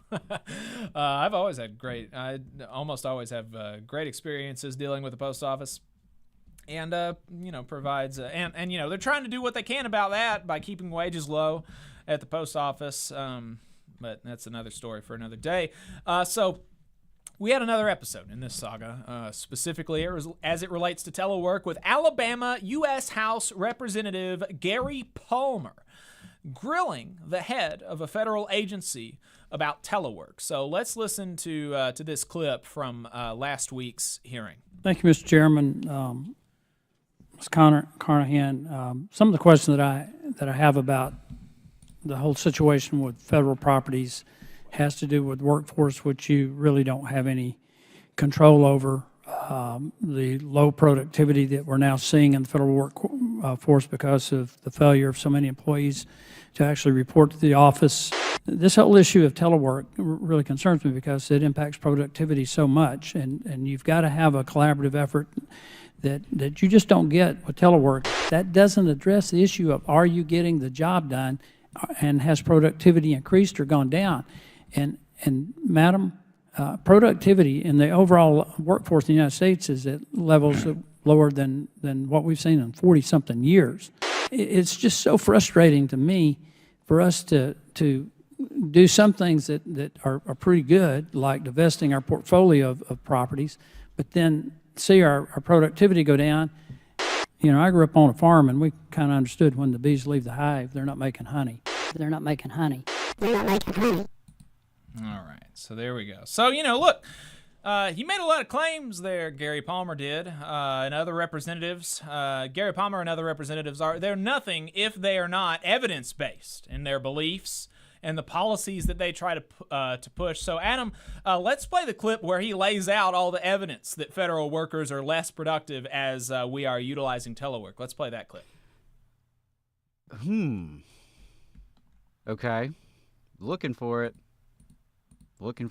Are you not seeing anything? Not seeing anything. Interesting. Right. Oh, yeah, that's right. That's silly me. It doesn't exist. The clip of him presenting any evidence doesn't exist. What? Yeah, if you can imagine that. In his entire questioning of that agency head, in all of his public comments that he has made subsequent to that, and even in the local right-wing radio host Michael Yaffe's, quote, reporting on it, none of them cite any evidence of federal workers being unproductive while teleworking, which is really kind of bonkers, right? I mean, it's not like there is no evidence out there that you could manipulate to try to make your point, right? Obviously, when you talk about a topic, virtually any topic, you can find some evidence on any side of any issue, typically. And that exists here. There is some numbers out there that you can show your audience without any context to try to make the case that teleworking is bad. There are some numbers about like, oh, well, if you employ this management style while 100% teleworking, then productivity declines. And it's like, well, that shouldn't be surprising. There are certain things that you can do to make telework worse than in-office work, obviously, right? There's obviously things that you can do that can make it worse. So it's really wild to me that they just don't use any of the evidence that's out there to make their point. They're just so lazy. They are so lazy in making this argument and trying to make this point that they're not even willing to do the bare minimum and find a little bit of evidence to try to mislead you. They're not even willing to do that. They're just throwing this bullshit out there and hoping it sticks, right? Without doing any of the legwork. And the irony of these folks, of these people who are not doing any of this legwork, who are being so lazy that they're not willing to do any research. The irony of these folks saying that federal employees are lazy, that should not be lost on us. But the reality is very much that, generally speaking, telework actually has a positive impact. It's not even a negligible impact. The bulk, the driving, the driving force of the evidence, the weight of the evidence is very much on the side of that telework actually has a positive impact on productivity. It's not even that it's negligible. Generally speaking, telework has a positive impact on productivity. And here is the agency head that he was trying to grill, illustrating exactly that point to Representative Palmer. We actually, I care a lot about productivity. This is a thing that we track closely. And I will tell you that in the last 3 years alone, our business volume has gone up 38%.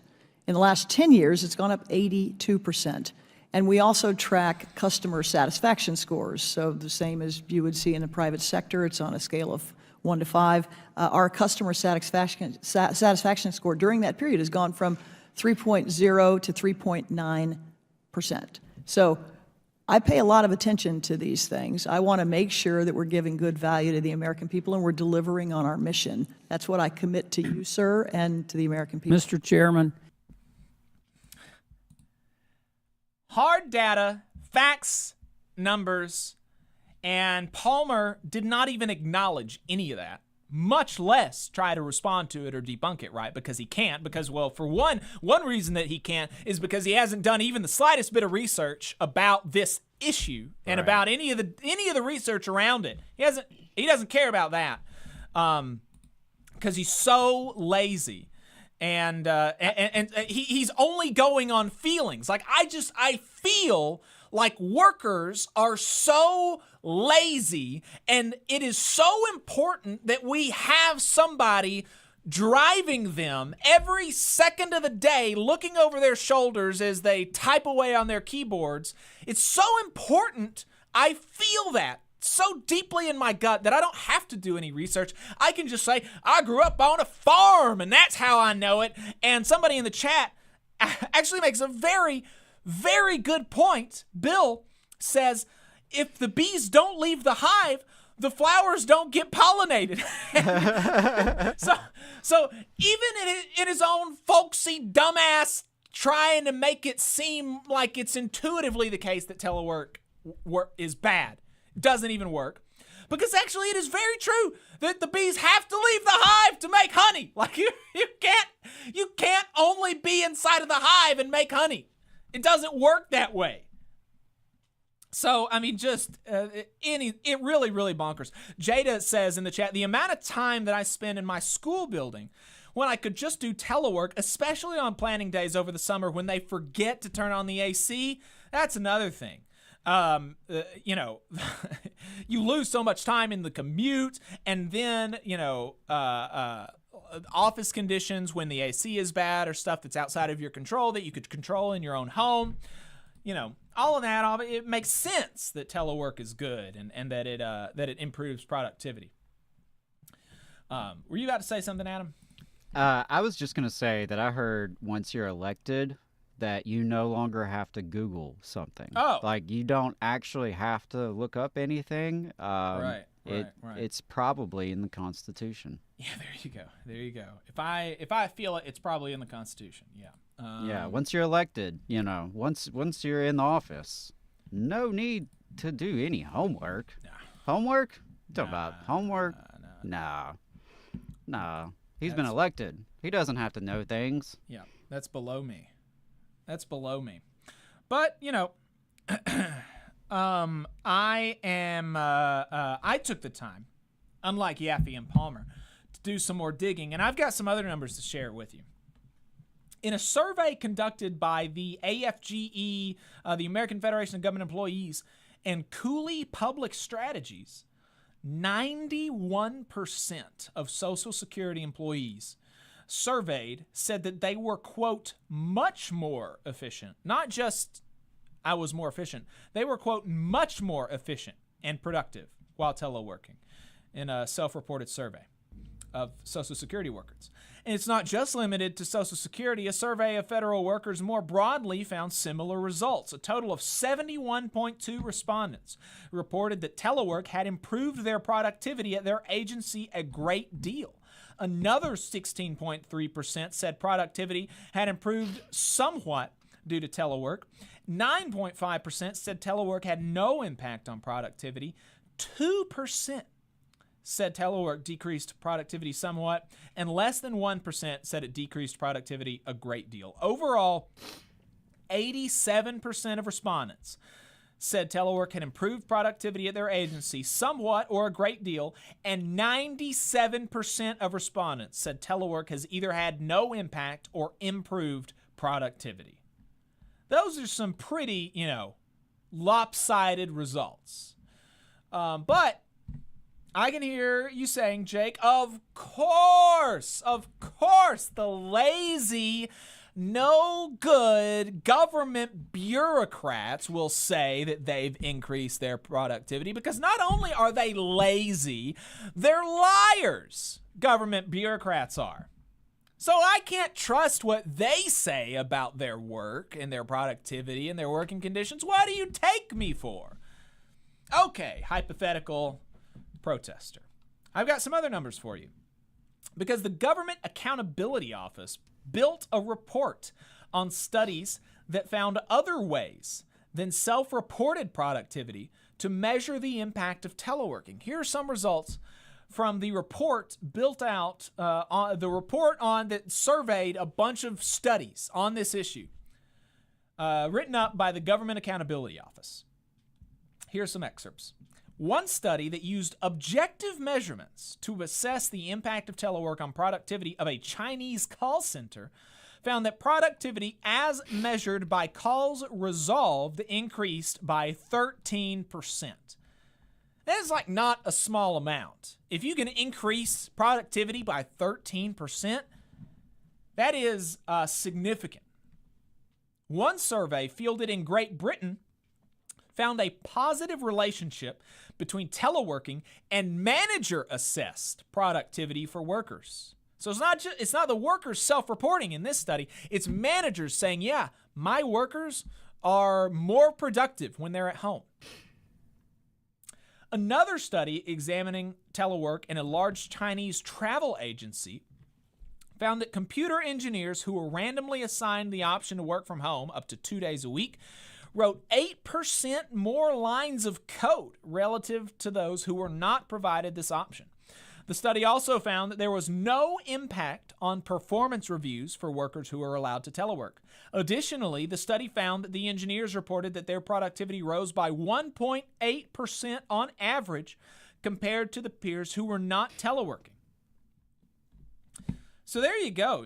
Don't believe the dum-dums who tell you that working from home is prima facie bad. Generally, the numbers show positive results. There are, of course, best practices that can and should be followed, as with in-office work, right? There are ways that you can make in-office work bad. But telework itself is just objectively good, and where it goes bad, it is the fault of management, not the workers. And that's what science is saying, not me. So there you go. Telework good, Gary Palmer bad. Dumb, stupid, ignorant, doesn't know anything, Gary Palmer.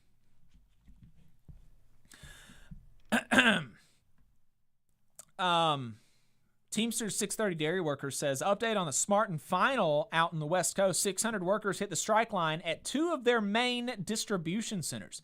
A boycott has been rolled out, and she drew new owners keep breaking labor laws. 7 charges so far.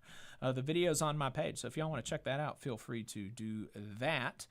Bill says worker productivity grew at 3.7% annually this year, according to the Department of Labor. I didn't realize that. That's awesome.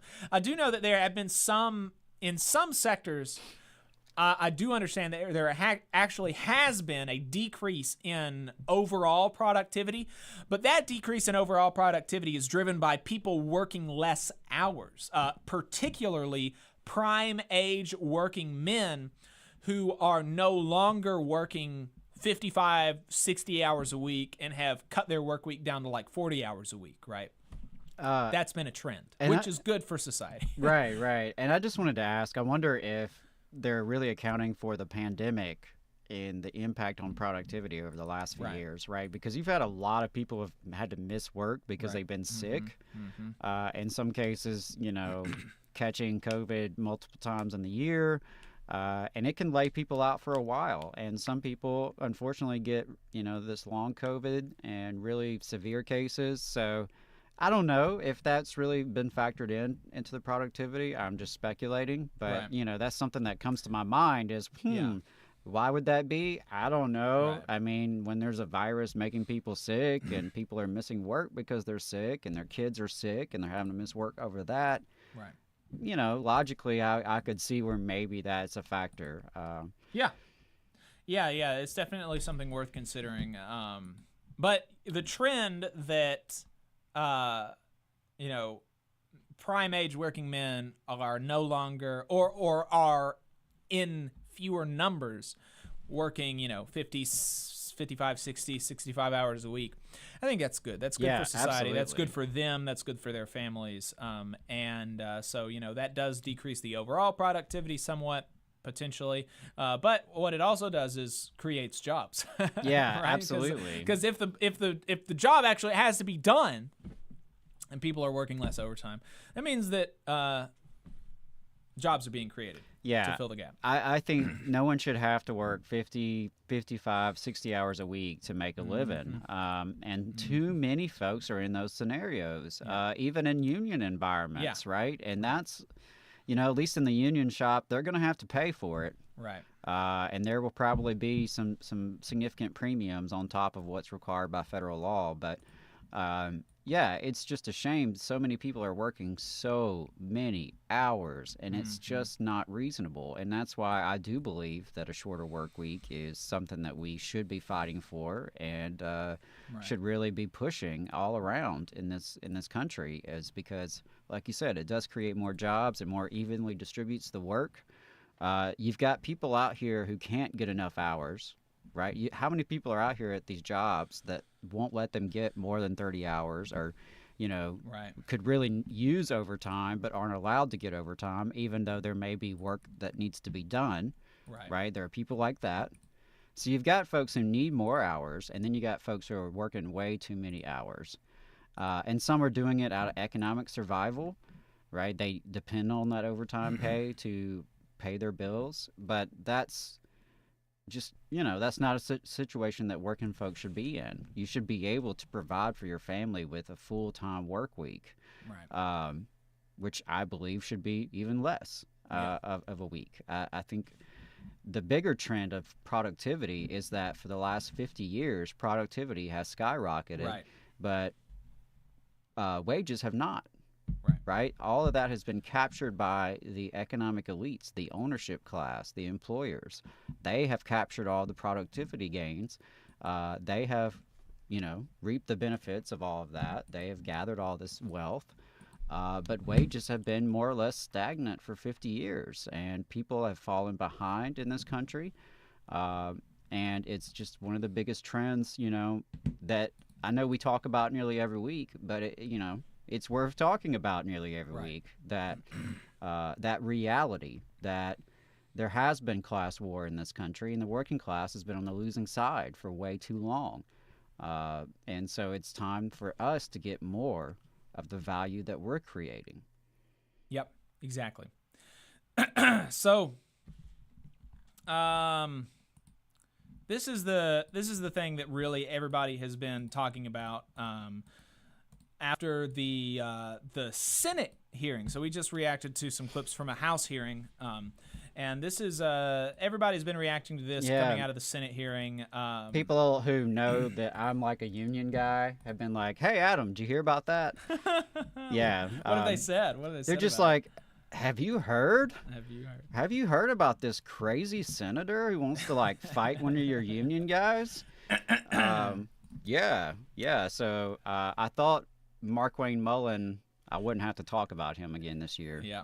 I was really hoping I wouldn't have to deal with him again. Yeah. But here he is back invading my consciousness because of there his we go. foolishness. There we go. Infringing on your property rights to your brain space, to your mental space. Yeah, like, stop harming my psyche, bro, by doing stupid shit that gets you in the news, and then I have to look at it and be like, oh, wow, this guy literally holds power over other human beings. Right. He is one of the most powerful people in the country. Yeah, and he's a freaking moron. Right. I was looking at his background, and we'll talk some more about his background, but he is the only senator. And when I saw this, I was like, immediately, oh, that's like kind of cool. And then it's like, oh no, he's giving like this group of people like a bad name. Like that's not good. He's the only senator without at least a bachelor's degree. Well, proof that education and class are not synonymous, right? Yeah, 'cause he's a multi-millionaire. Right. Just because you know, I know, and in this country, class is very obscured. And, you know, there's a lot of debate in this country about who is working class, who's middle class. People have been raised up in this country to believe they're all middle class, right? So, like, you got 90% of the country walking around thinking they're part of the middle class that is, you know, a fraction of that. And education is often used, like, as a stand-in for class. Like, oh, you know, folks who are college educated are middle class, and folks who aren't are working class. And I think that's really an oversimplification. There are certain cultural things that come with, you know, going through a college education, sure, but there are plenty of wealthy people who are not college educated. Right. There are plenty of college educated folks who are working class. They don't have anything to sell but their labor. They're working for other people in order to survive. They're not employing others. They're not living off profits or rents. They're living off wages.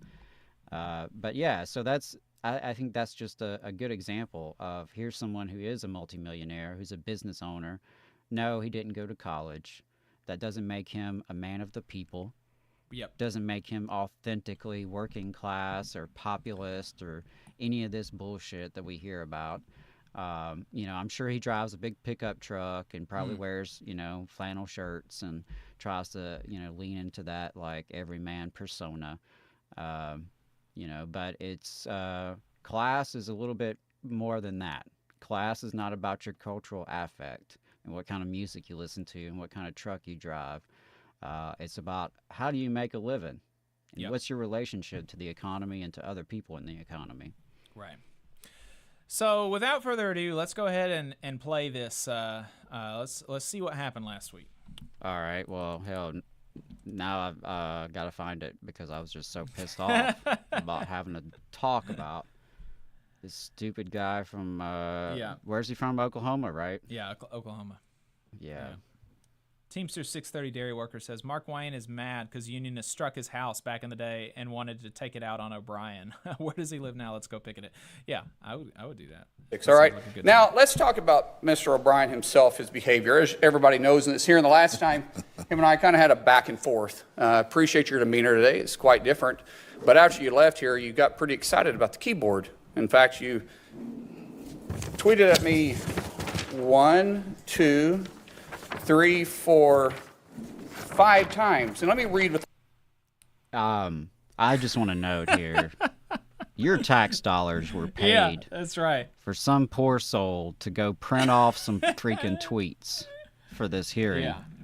Just so you know, like you paid for that. We all paid for that. Right. Yeah. Hope we feel it was worth it. Isn't that kind of like just that is so absurd? Bonkers. Like I am one of the 100 most powerful people, and here's, you know, when I say powerful, I'm going to translate for absolute idiots and dum-dums like Mark Wayne Mullen.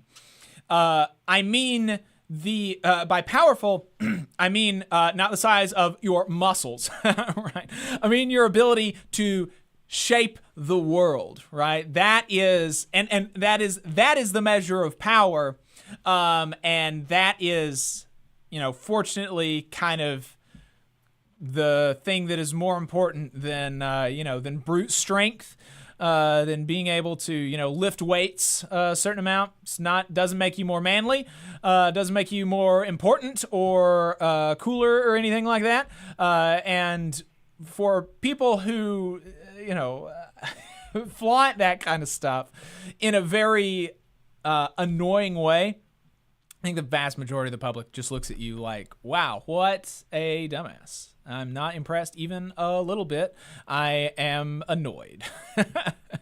So, so yeah, your tax dollars paid for some fool, some poor sap to print off mean tweets. And that's another thing.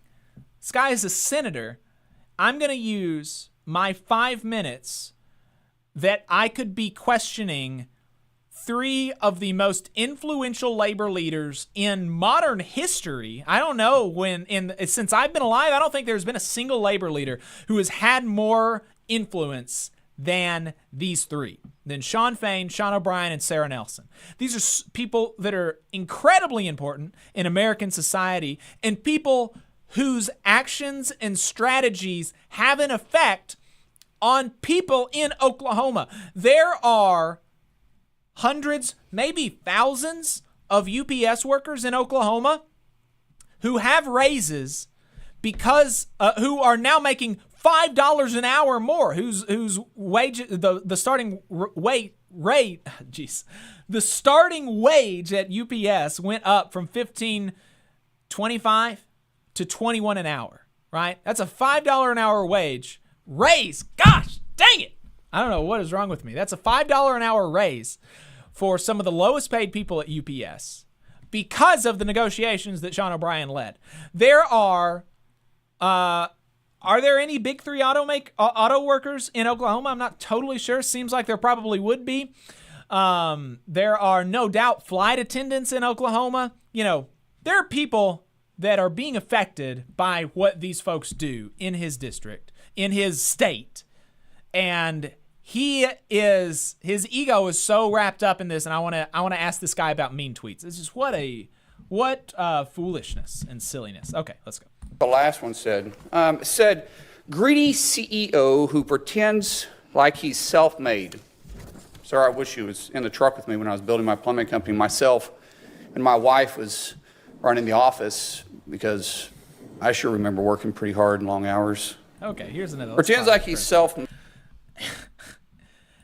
When he pretends he's self-made is actually the truth. That is a pretend fiction that Mark Wayne does.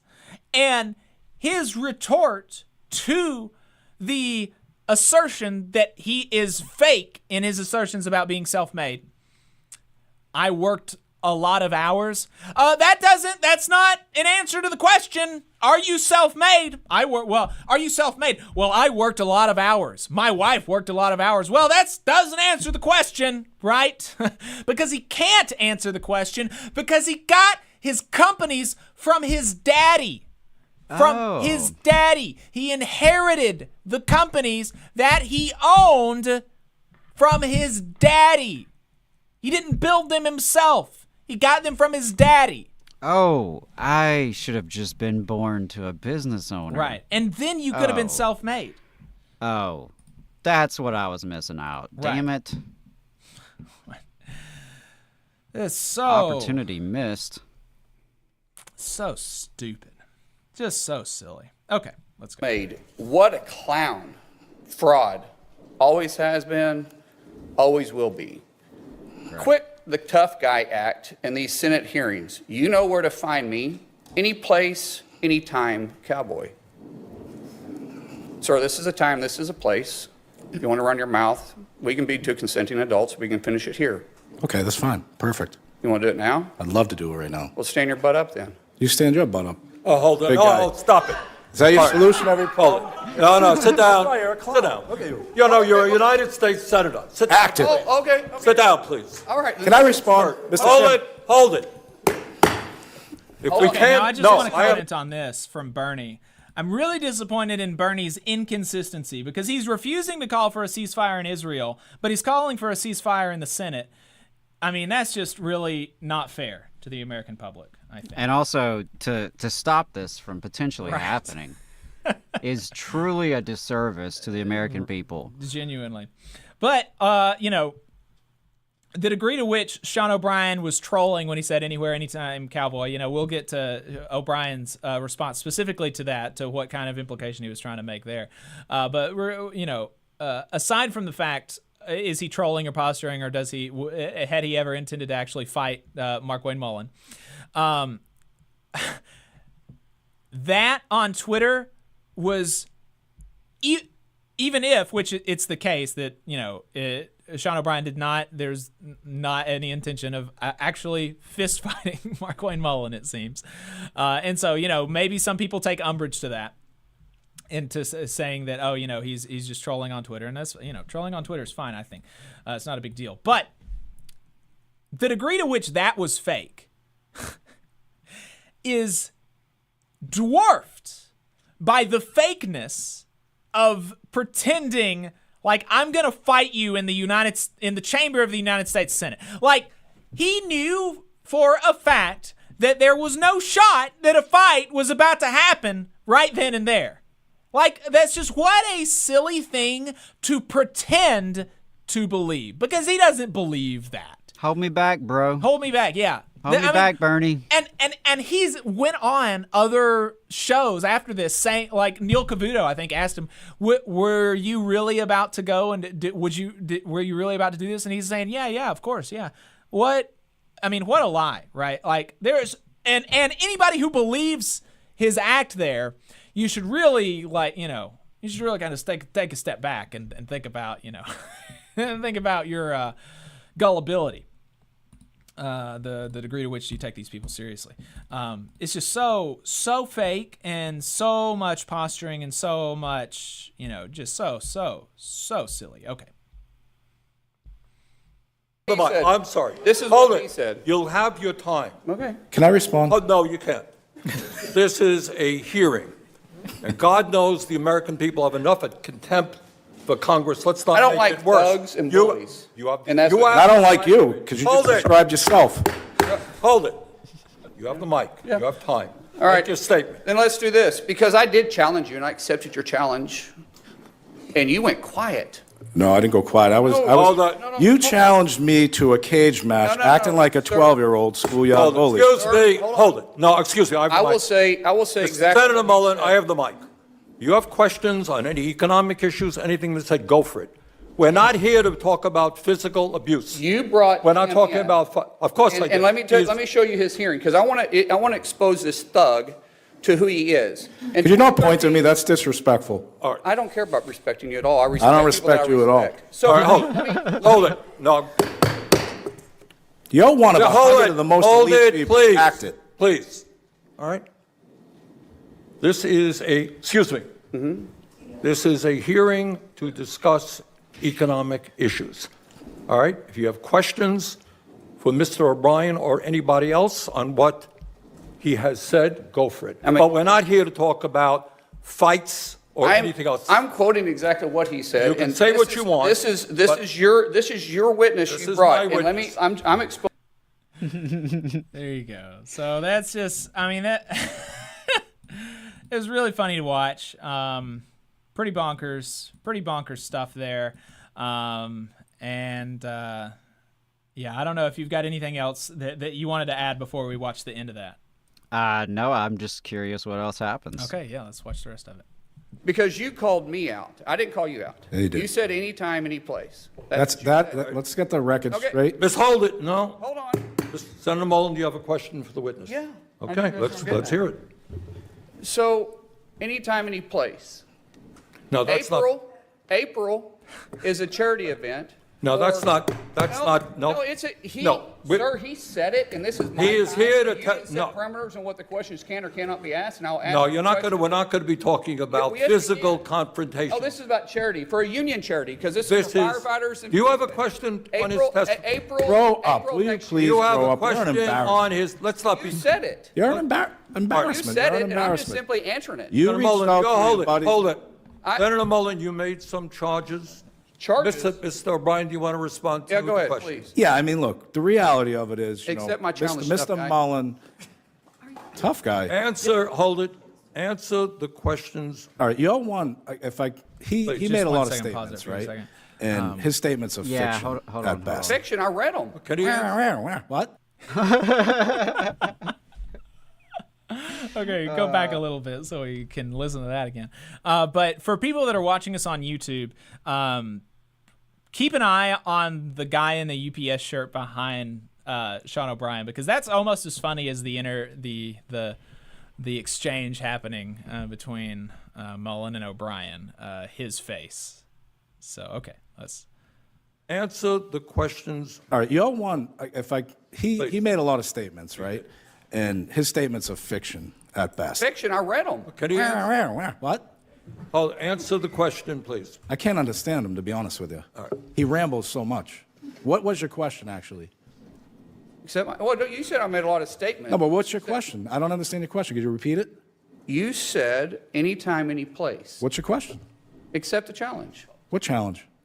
You said anytime, any place. I'm accepting yours, so why don't you come What back? challenge? What challenge are you talking April about? 30th. How about we do it for a charity at the Smoking Guns in Tulsa, Oklahoma? We're not going to be what was the talking about challenge? physical confrontations here. You want to fight me? What'd you say about anytime, any place? Let's have coffee, discuss our differences. That's what you said. Yeah, that's right, exactly. All right, well, let's sit down and have coffee. Let's I'd do love it. to. I'd love to. But It's funny how you're backing out. Okay. I don't back on anything. You did. You're the one. You're a 100. Senator- Should be the most influential people in this country making changes. Senator You're Hassan- focused on. Okay. You're Thank focused you. on Why did debate you- that's not why even did you relevant. keep texting You're an me and they embarrassment. got silent? You're an Excuse me. embarrassment. They went silence after You're an embarrassment to the text. state of This Oklahoma. hearing is about the condition of the working class in America. You That's brought a what we're thug talking. into this- You're the biggest thug here. You brought him in. All right, You're the biggest thug. Even your colleagues call you Why a you do joke. what you're doing, Senator Hassan. Thank you very much, Mr. Senator Chair. Hassan, you got a Senator question? Mullen, please yield. I've been recognized No, by the you chair. got it. Back to quoting. Now, Microphone is yours. Chairman Sanders, I want to thank you for this hearing. I want to thank Ranking Member Cassidy, too, for participating in it. So there you go. I also want to thank the chairman for that hearing. Thanks for doing that. Oh man. Still pretty pissed about some stuff you're doing, Bernie. Yeah. Foreign policy wise, but glad you facilitated such a scenario. Yes. Let's and you know, so a lot of people are kind of leaving out the backstory here, and only accepting Mullen's kind of telling of the events as if everything started with O'Brien, you know, like poking at him on Twitter, right? And that as if that's kind of the genesis. Like for no reason, Sean O'Brien, international president of the Teamsters, representing 1.4 million workers, decided to tweet at the senator from Oklahoma. Like for no reason. That's kind of like the situation is being presented in that context. But this is actually, and so I wanted to play again. We reacted to this when it happened, but I wanted to play again their first reaction back in March when there was another hearing that Sean O'Brien was at, and Mullen was just totally belligerent and disrespectful, and so that folks understand who the aggressor in the situation is. Let's play this clip. Make it very clear, I'm not against unions. I'm not at all. Some of my very good friends work for unions. They work hard and they do a good job. And so my statements, please don't make an assumption that I'm anti-union. But I also want to set the record straight. All three of you guys have talked about employers being intimidating their employees. But you guys haven't ever spoke about when the unions try to unionize, the intimidation they have to other people that aren't wanting to unionize. You guys don't mention that. Because, see, I started with nothing. Absolutely nothing. In fact, I started below nothing. Okay, let's just pause it again and remind people that he inherited his plumbing business, among other businesses that I'm not sure if he inherited these other buildings, but when he was elected to Congress, Mullen owned Mullen Properties, Mullen Farms, Mullen Services, and Mullen Plumbing. Okay, so at the very least, Mullen Plumbing he inherited from his daddy. So, like, the idea that you're going to go up and have the gall before God and everybody in a Senate hearing and say, I started from below nothing. I mean, what a dishonest, lying ghoul. I inherited my daddy's company, and I'm going to get up here and say I started below nothing. I mean, just what? That's really kind of bonkers to have the gall to do that. Yeah, it's really, really, really wacky. I don't understand it. I think there was something else that I wanted to say, but I can't remember, so let's just keep playing it. And I started growing this little plumbing company with 6 employees to now we have over 300 employees. And back in 2009, you guys tried to unionize me. My guys were making money. They were getting paid more than the union halls were paying their plumbers. Our benefits were better. Now I remember what I wanted to say. He talked about that during this hearing was about particularly employer interference in union elections. And so he took umbrage to the fact that, I think unions are intimidating. And the idea that you think that that is like the primary thing that people in the United States Senate and in politics and in the media need to be discussing is just so on its face absurd. Because you got to think about who has the power, what is the power, what's it derivative from, and what can actually coerce people. Because the people that actually sign the employee's paycheck is the employer, right? And I'm not going to say that there aren't sometimes in a union campaign, maybe in some situations that people who are supportive of the union, I'm not saying that there's never a situation where they do not behave in a manner that I would agree with, okay? Right. Obviously, People are people. People are people. Unions are human institutions. Humans are flawed, so there's going to be flaws in the systems and in the institutions and in certain iterations and all this kind of stuff, right?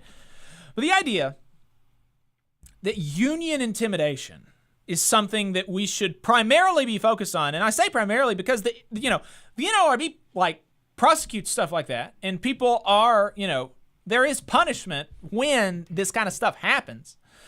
But the idea that that should be the focus of any sort of concerted campaign against election interference in union elections is just so silly because of where people get their power from in society, like having money and signing people's paychecks.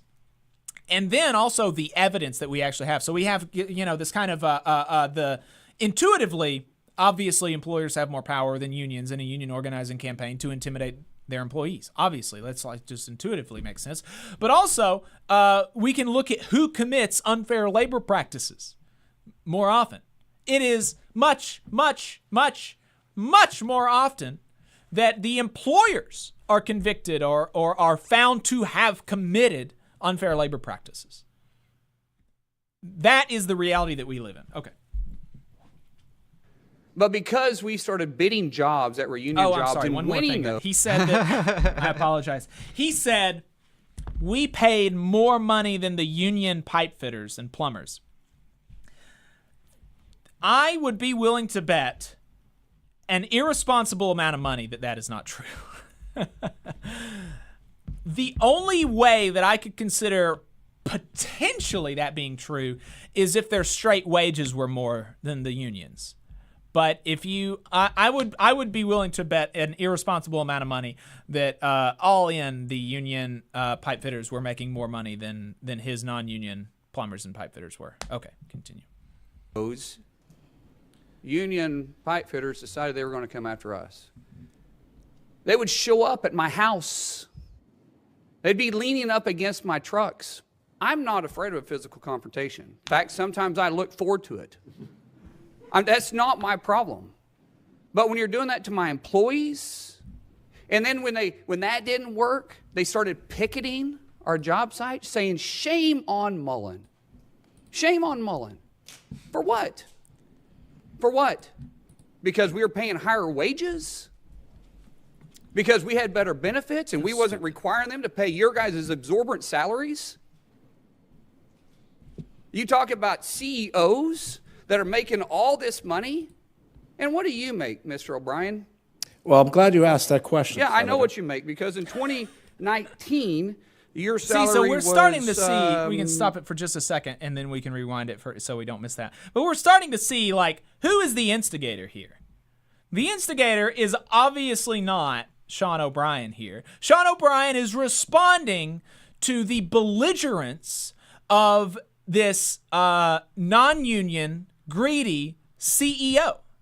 And we'll talk about his compensation later when he gets to that part of the questioning. But he asked Sean O'Brien a question. He started to answer the question, and then he immediately wouldn't even let him get a word in edgewise. Okay. Talk about CEOs that are making all this money. And what do you make, Mr. O'Brien? Well, I'm glad you asked that question. Yeah, I know Senator. what you make, because in 2019, your salary was, what is this, $193,000? I'm sure you got some pay raises since then. Yeah, when I was a And the average UPS driver, the feeder driver, makes $35,000 a year. And what do you bring? That's to the table? inaccurate. Hold on a second. That's inaccurate. State I've facts. got it right here. State facts. That's The inaccurate. average UPS feeder driver makes $35,000. If you don't know your facts, then maybe you should. I know them because I negotiate the So contract. I say one thing to you.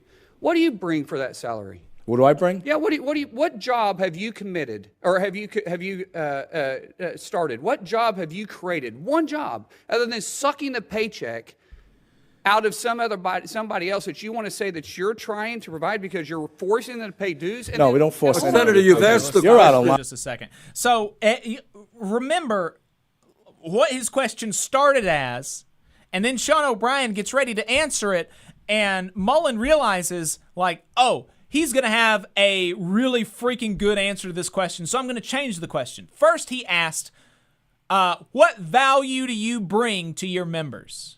What value do you bring to your members? Obviously, Sean O'Brien is prepared to answer that question. Obviously, right?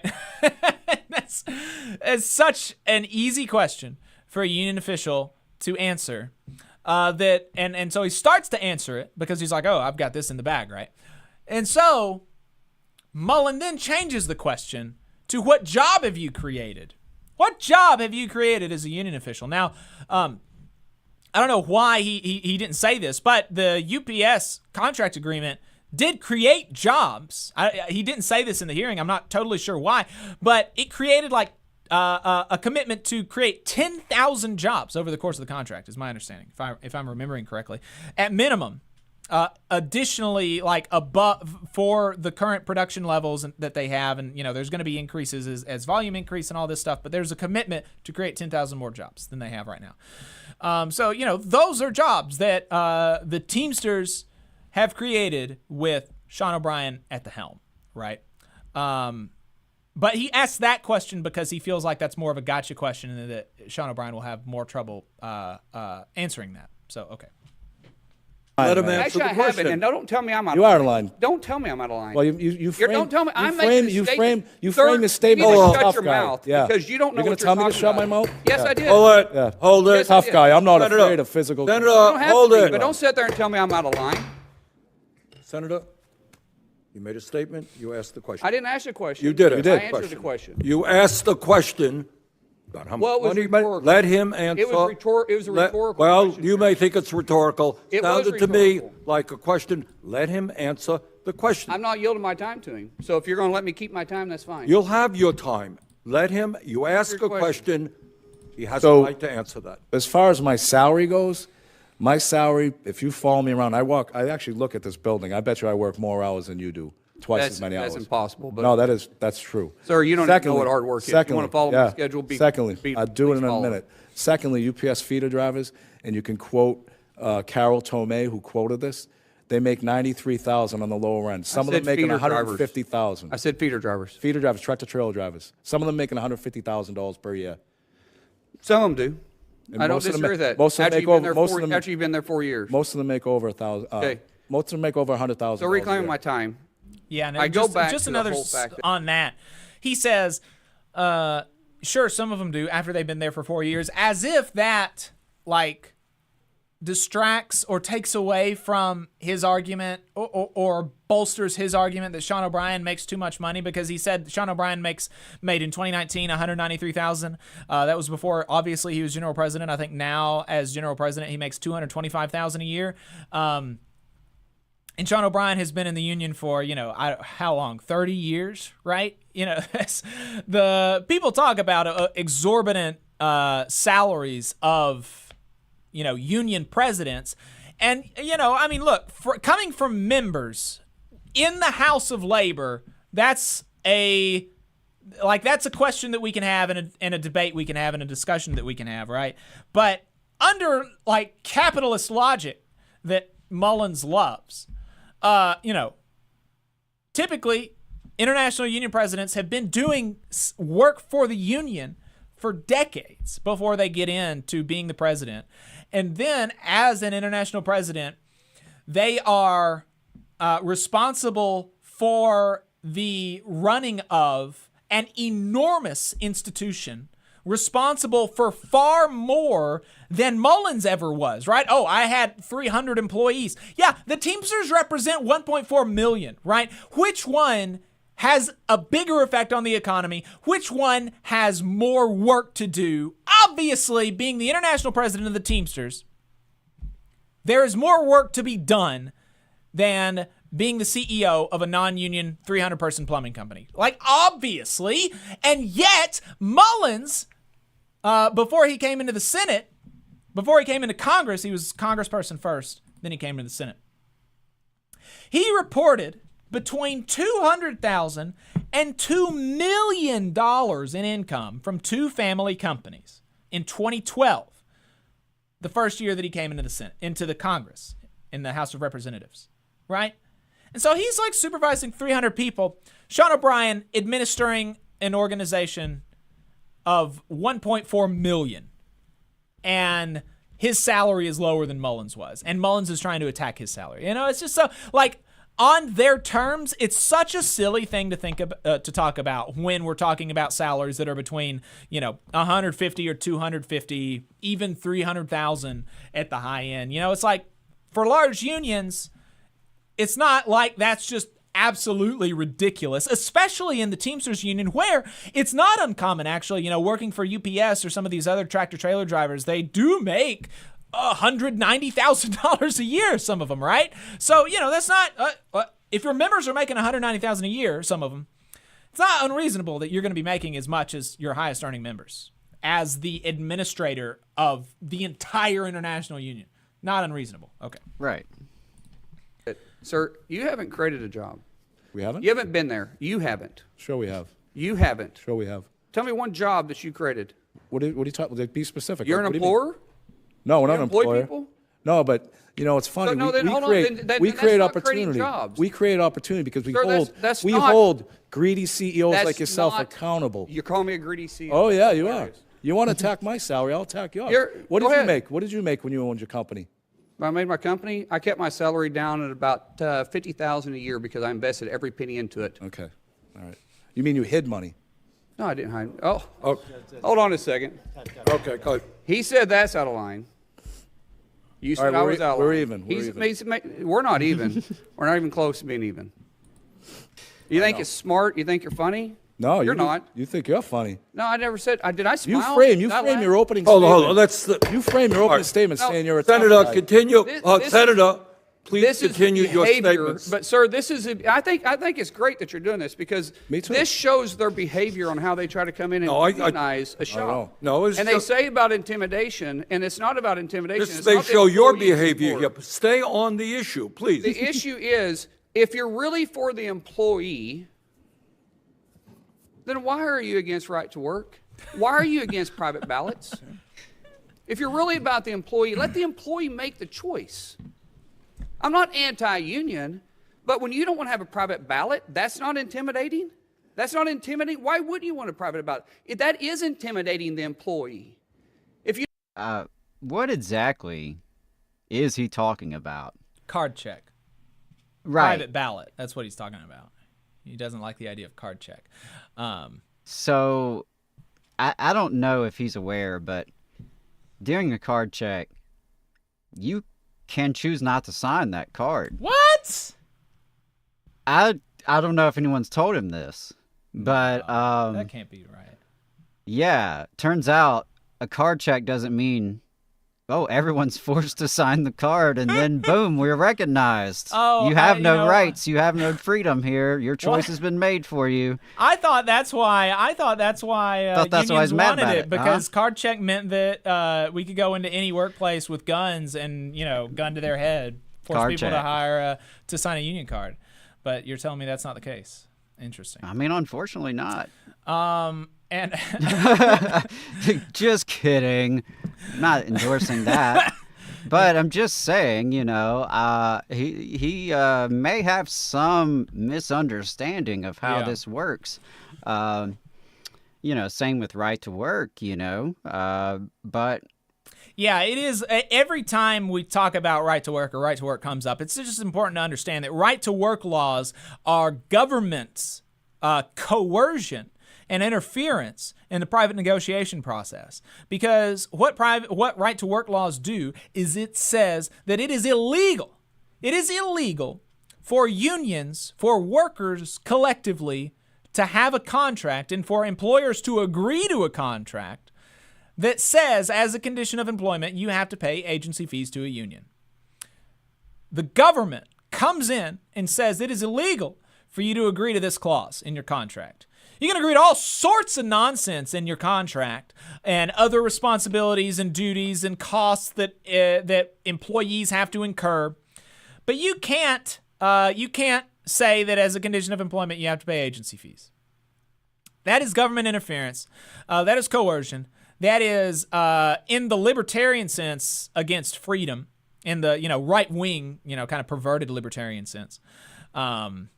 And if we're talking about the libertarian sense of freedom, if you don't want to work in a union shop, you can not work in a union shop because there's so many non-union shops. If you want to go work at a union shop, you should absolutely have to pay union dues working in a union shop because you chose in this libertarian sense of freedom. And now I don't necessarily conceive of freedom in the same way. And so I would be more open to a conversation about coercion and employment and, are you actually free to choose your employment, blah, blah, blah, blah, blah.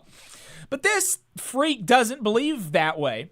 He thinks that wherever people choose to work is where they choose to work. And if somebody asked him about unionizing, he would say, oh, yeah, I support your right to do it. But instead of that, why don't you just work somewhere else if you don't like the wages that you're paid? Well, why don't you work somewhere else if you don't want to pay dues to the organization that is responsible for creating the benefits and wages and working conditions that shop has?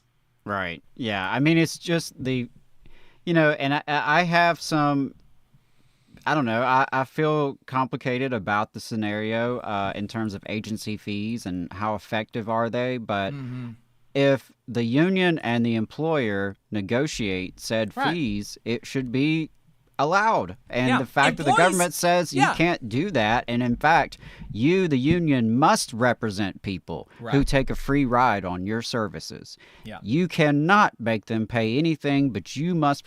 Where else?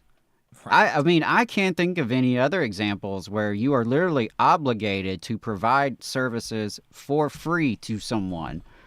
Right.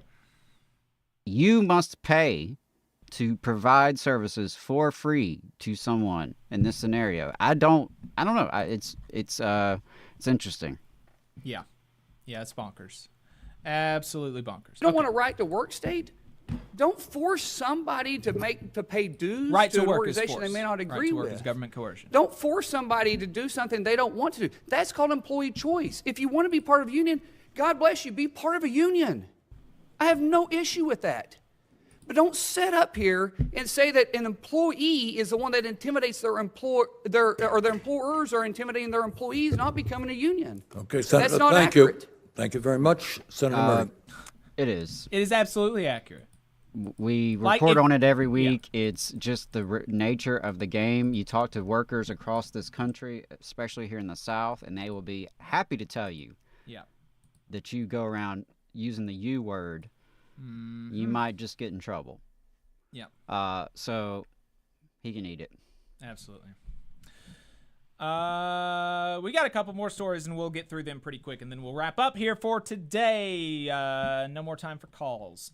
So over in Sweden, Tesla is facing the largest labor action that it ever has in the history of the company, where beginning on yesterday, the 17th of October, cleaners are going to stop cleaning Tesla showrooms. Electricians will not fix the company's charging portals. Dock workers are refusing to unload Tesla cargo at Swedish ports. And postal workers are refusing to deliver mail to and from Tesla. So this is a huge, general strike by people in all sorts of industries against Tesla. It started, and now I'm reading a lot from a Wired article. Started as a strike by Tesla mechanics because Tesla is refusing to sign a collective bargaining agreement with its mechanics. For 5 years, the Industrial Workers Union IF Metal, which represents Tesla mechanics, has been trying to persuade the company to sign a collective bargaining agreement. When Tesla refused, the mechanics decided to strike at the end of October. Then they asked fellow Swedish unions to join them. Collective agreements form the backbone of the Swedish labor market model, says Michael Peterson, head of negotiations at the Electricians Union, which plans to join the blockade. Fighting for the Swedish model becomes even more crucial when it involves a large company such as Tesla. Negotiations are currently at a standstill. IF Metal spokesperson Jesper Peterson told Wired that there are no ongoing talks with Tesla as of Wednesday. And so now some unions that joined the blockade are expanding their actions in an effort to be more effective. Since November 7th, union members working at 4 Swedish ports have been refusing to unload Tesla cargo. And tomorrow, the blockade will be extended to all ports in Sweden. We don't want to unload any Tesla cars, says Jimmy Asperg, who is the president of the dock workers branch of Sweden's transport union and works at Gävle Port. We are going to allow every other car to dock, but the Tesla cars, they will stay on the ship. Hell yeah, brother. The Swedish Building Maintenance Workers Union will also join the Tesla blockade. Quote, simply because the IF Metal Workers Trade Union asked us to, says Ombudsman Torbjorn Johnson, adding that the union has around 50 members who clean Tesla locations. 4 showrooms and service centers will be affected, 3 around Stockholm and 1 in the city of Umeå. Their workshops and showrooms will not be cleaned. 3 days later, on November 20th, the SECO union, which represents postal workers, will stop delivering letters, spare parts, and pallets to all of Tesla's addresses in Sweden. Tesla is trying to gain competitive advantages by giving the workers worse wages and conditions than they would have with a collective agreement, said SECO's union president Gabriel Lavecchia in a statement. It is, of course, completely unacceptable. The last time Swedish faced off against an international company over working conditions was when toy company Toys R Us also refused to negotiate a collective agreement in 1995. After a 3-month strike that started with retail employees and spread to boycotts by other unions, the company eventually signed. So this is all fantastic news. All power to the Swedish workers. All support and solidarity with them. And this is exactly the reason that this kind of action, secondary strikes and boycotts by others in the labor movement, was made illegal in the United States. We just finished talking about how it is nonsense and incorrect and a lie that not having right to work laws is coercion by unions. We just talked about coercion. The United States government has coerced our labor movement and said it is illegal for you to support your sisters and brothers when they go on an action against a company. If workers go on strike against, widget company A, and there is a component part in widget A called widget B that is created by a different company, that separate company cannot go on strike. It is illegal for it would be illegal for dock workers to refuse to do this in the United States. It would be illegal for the Postal Service to stop postal workers to stop delivering to Tesla. All of this stuff is illegal in the United States because it happened a couple of times in the United States. And it was so effective that capitalists said, we have to employ state power to coerce workers into not being able to do this. It's the entire reason it's illegal, because it's so effective, and so bosses have taken away our freedom to do this. We want to talk about freedom. That's Right. what's happening on the issue of freedom in the United States. as Should it be relates your to right labor. to withhold your labor for any reason you so choose. Yep, but it's not in the United States. Insane, absolutely bonkers. And so some other stuff that I learned about Tesla in Sweden, which was like very surprising to me, from Daily Union Elections on Twitter. They said that Tesla is the fastest growing car company in Sweden by sales volume, now making up 7% of new car sales this year. In Norway, they're the largest auto company by sales. Norwegian unions are now threatening to block Tesla logistics because of what's happening in Sweden, which would cripple the company on a market where they have 21% of new car sales. So that's really big news for Tesla over on the other side of the pond. And again, solidarity with the Swedish workers, with the Norwegian workers, all power to them. And may American workers wake up and see the kind of power that we would have through this action, and do it in such a way that the law cannot be used against us. There's one more story about Tesla. This from More Perfect Union. Elon Musk, self-described free speech absolutist. Talking about freedom again. Freedom is the theme of the show today. Freedom. We like freedom. Bosses don't like freedom. Elon Musk, self-described free speech absolutist, can now legally ban Tesla workers from wearing union shirts, a federal court has ruled. The far-right Fifth Circuit Court overturned an NLRB precedent whose legal framework has been upheld by the U.S. Supreme Court for almost 100 years, since 1945. The Fifth Circuit has overruled it. Since a legal framework that's been upheld since 1945 that says that that wearing union shirts or stickers or buttons or stuff like this is legally protected, concerted, collective action.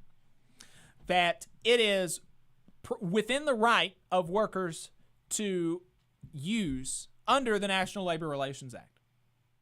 It's long been held. Nobody's really challenged it significantly. And so now the Fifth Circuit has overturned that.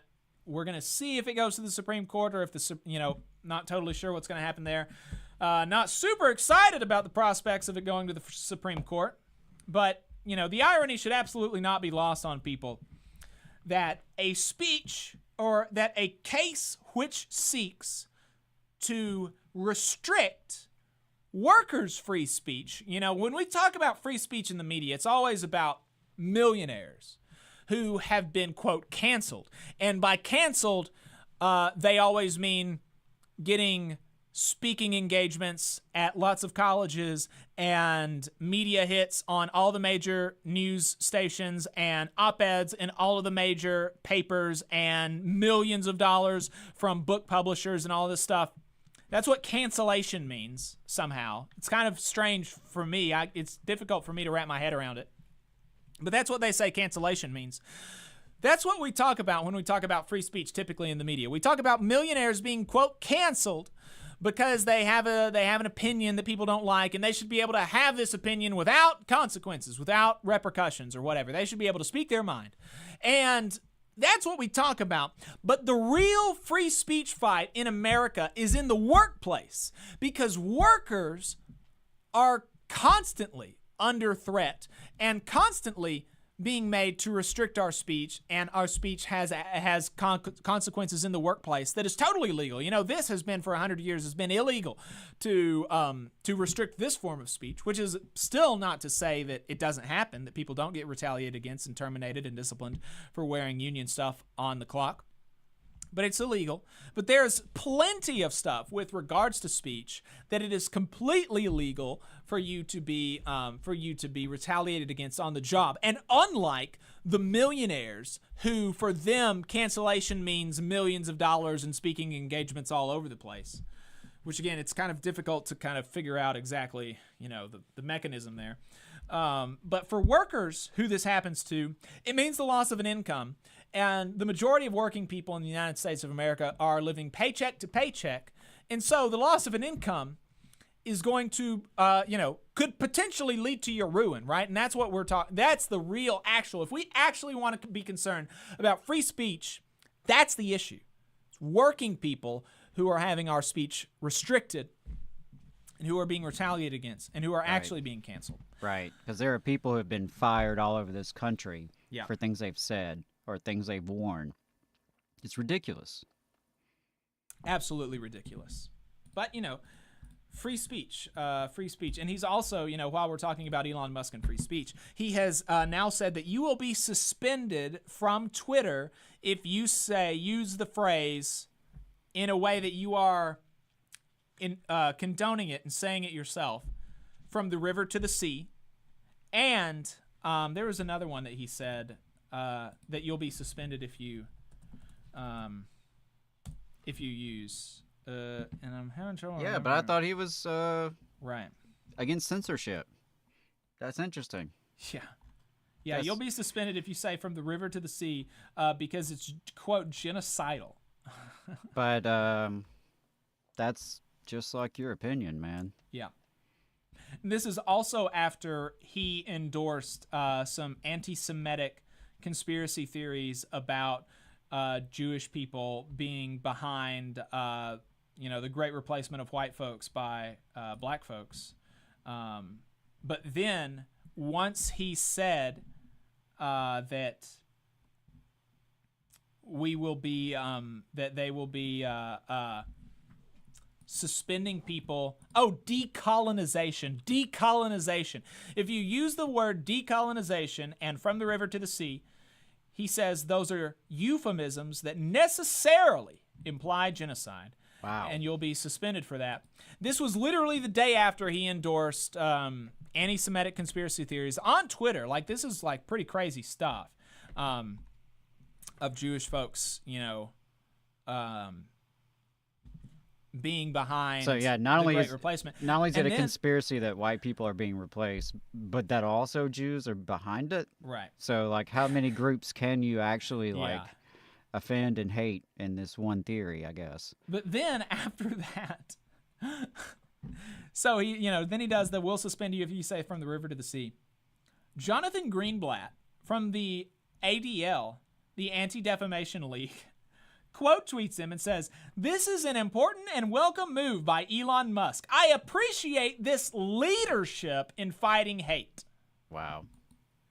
Yeah, so the ADL is clearly, an incredibly cynical organization that is much less concerned with fighting, anti-Semitism and hate against Jews than it is supporting Israel as a state in the media.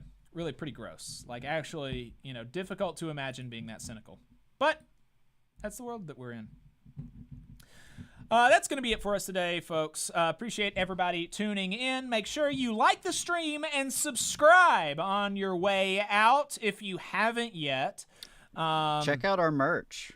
Check out our merch, tvlr.fm/store. Absolutely. Let's see, a couple of... Teamster 630 Dairy Worker says, "I met O'Brien during his visit to our barn in the West Coast. Straight up guy, he let me speak everything that was on my mind and never cut me off. Showed solidarity from Boston, California." Very cool. Love to hear stuff like that. Brandon says, "I'm late, but I would totally put my money on O'Brien to win that fight, even though the senator has a UFC record." He doesn't have a UFC record. He has an MMA record that was at an amateur, mixed martial arts thing in his hometown.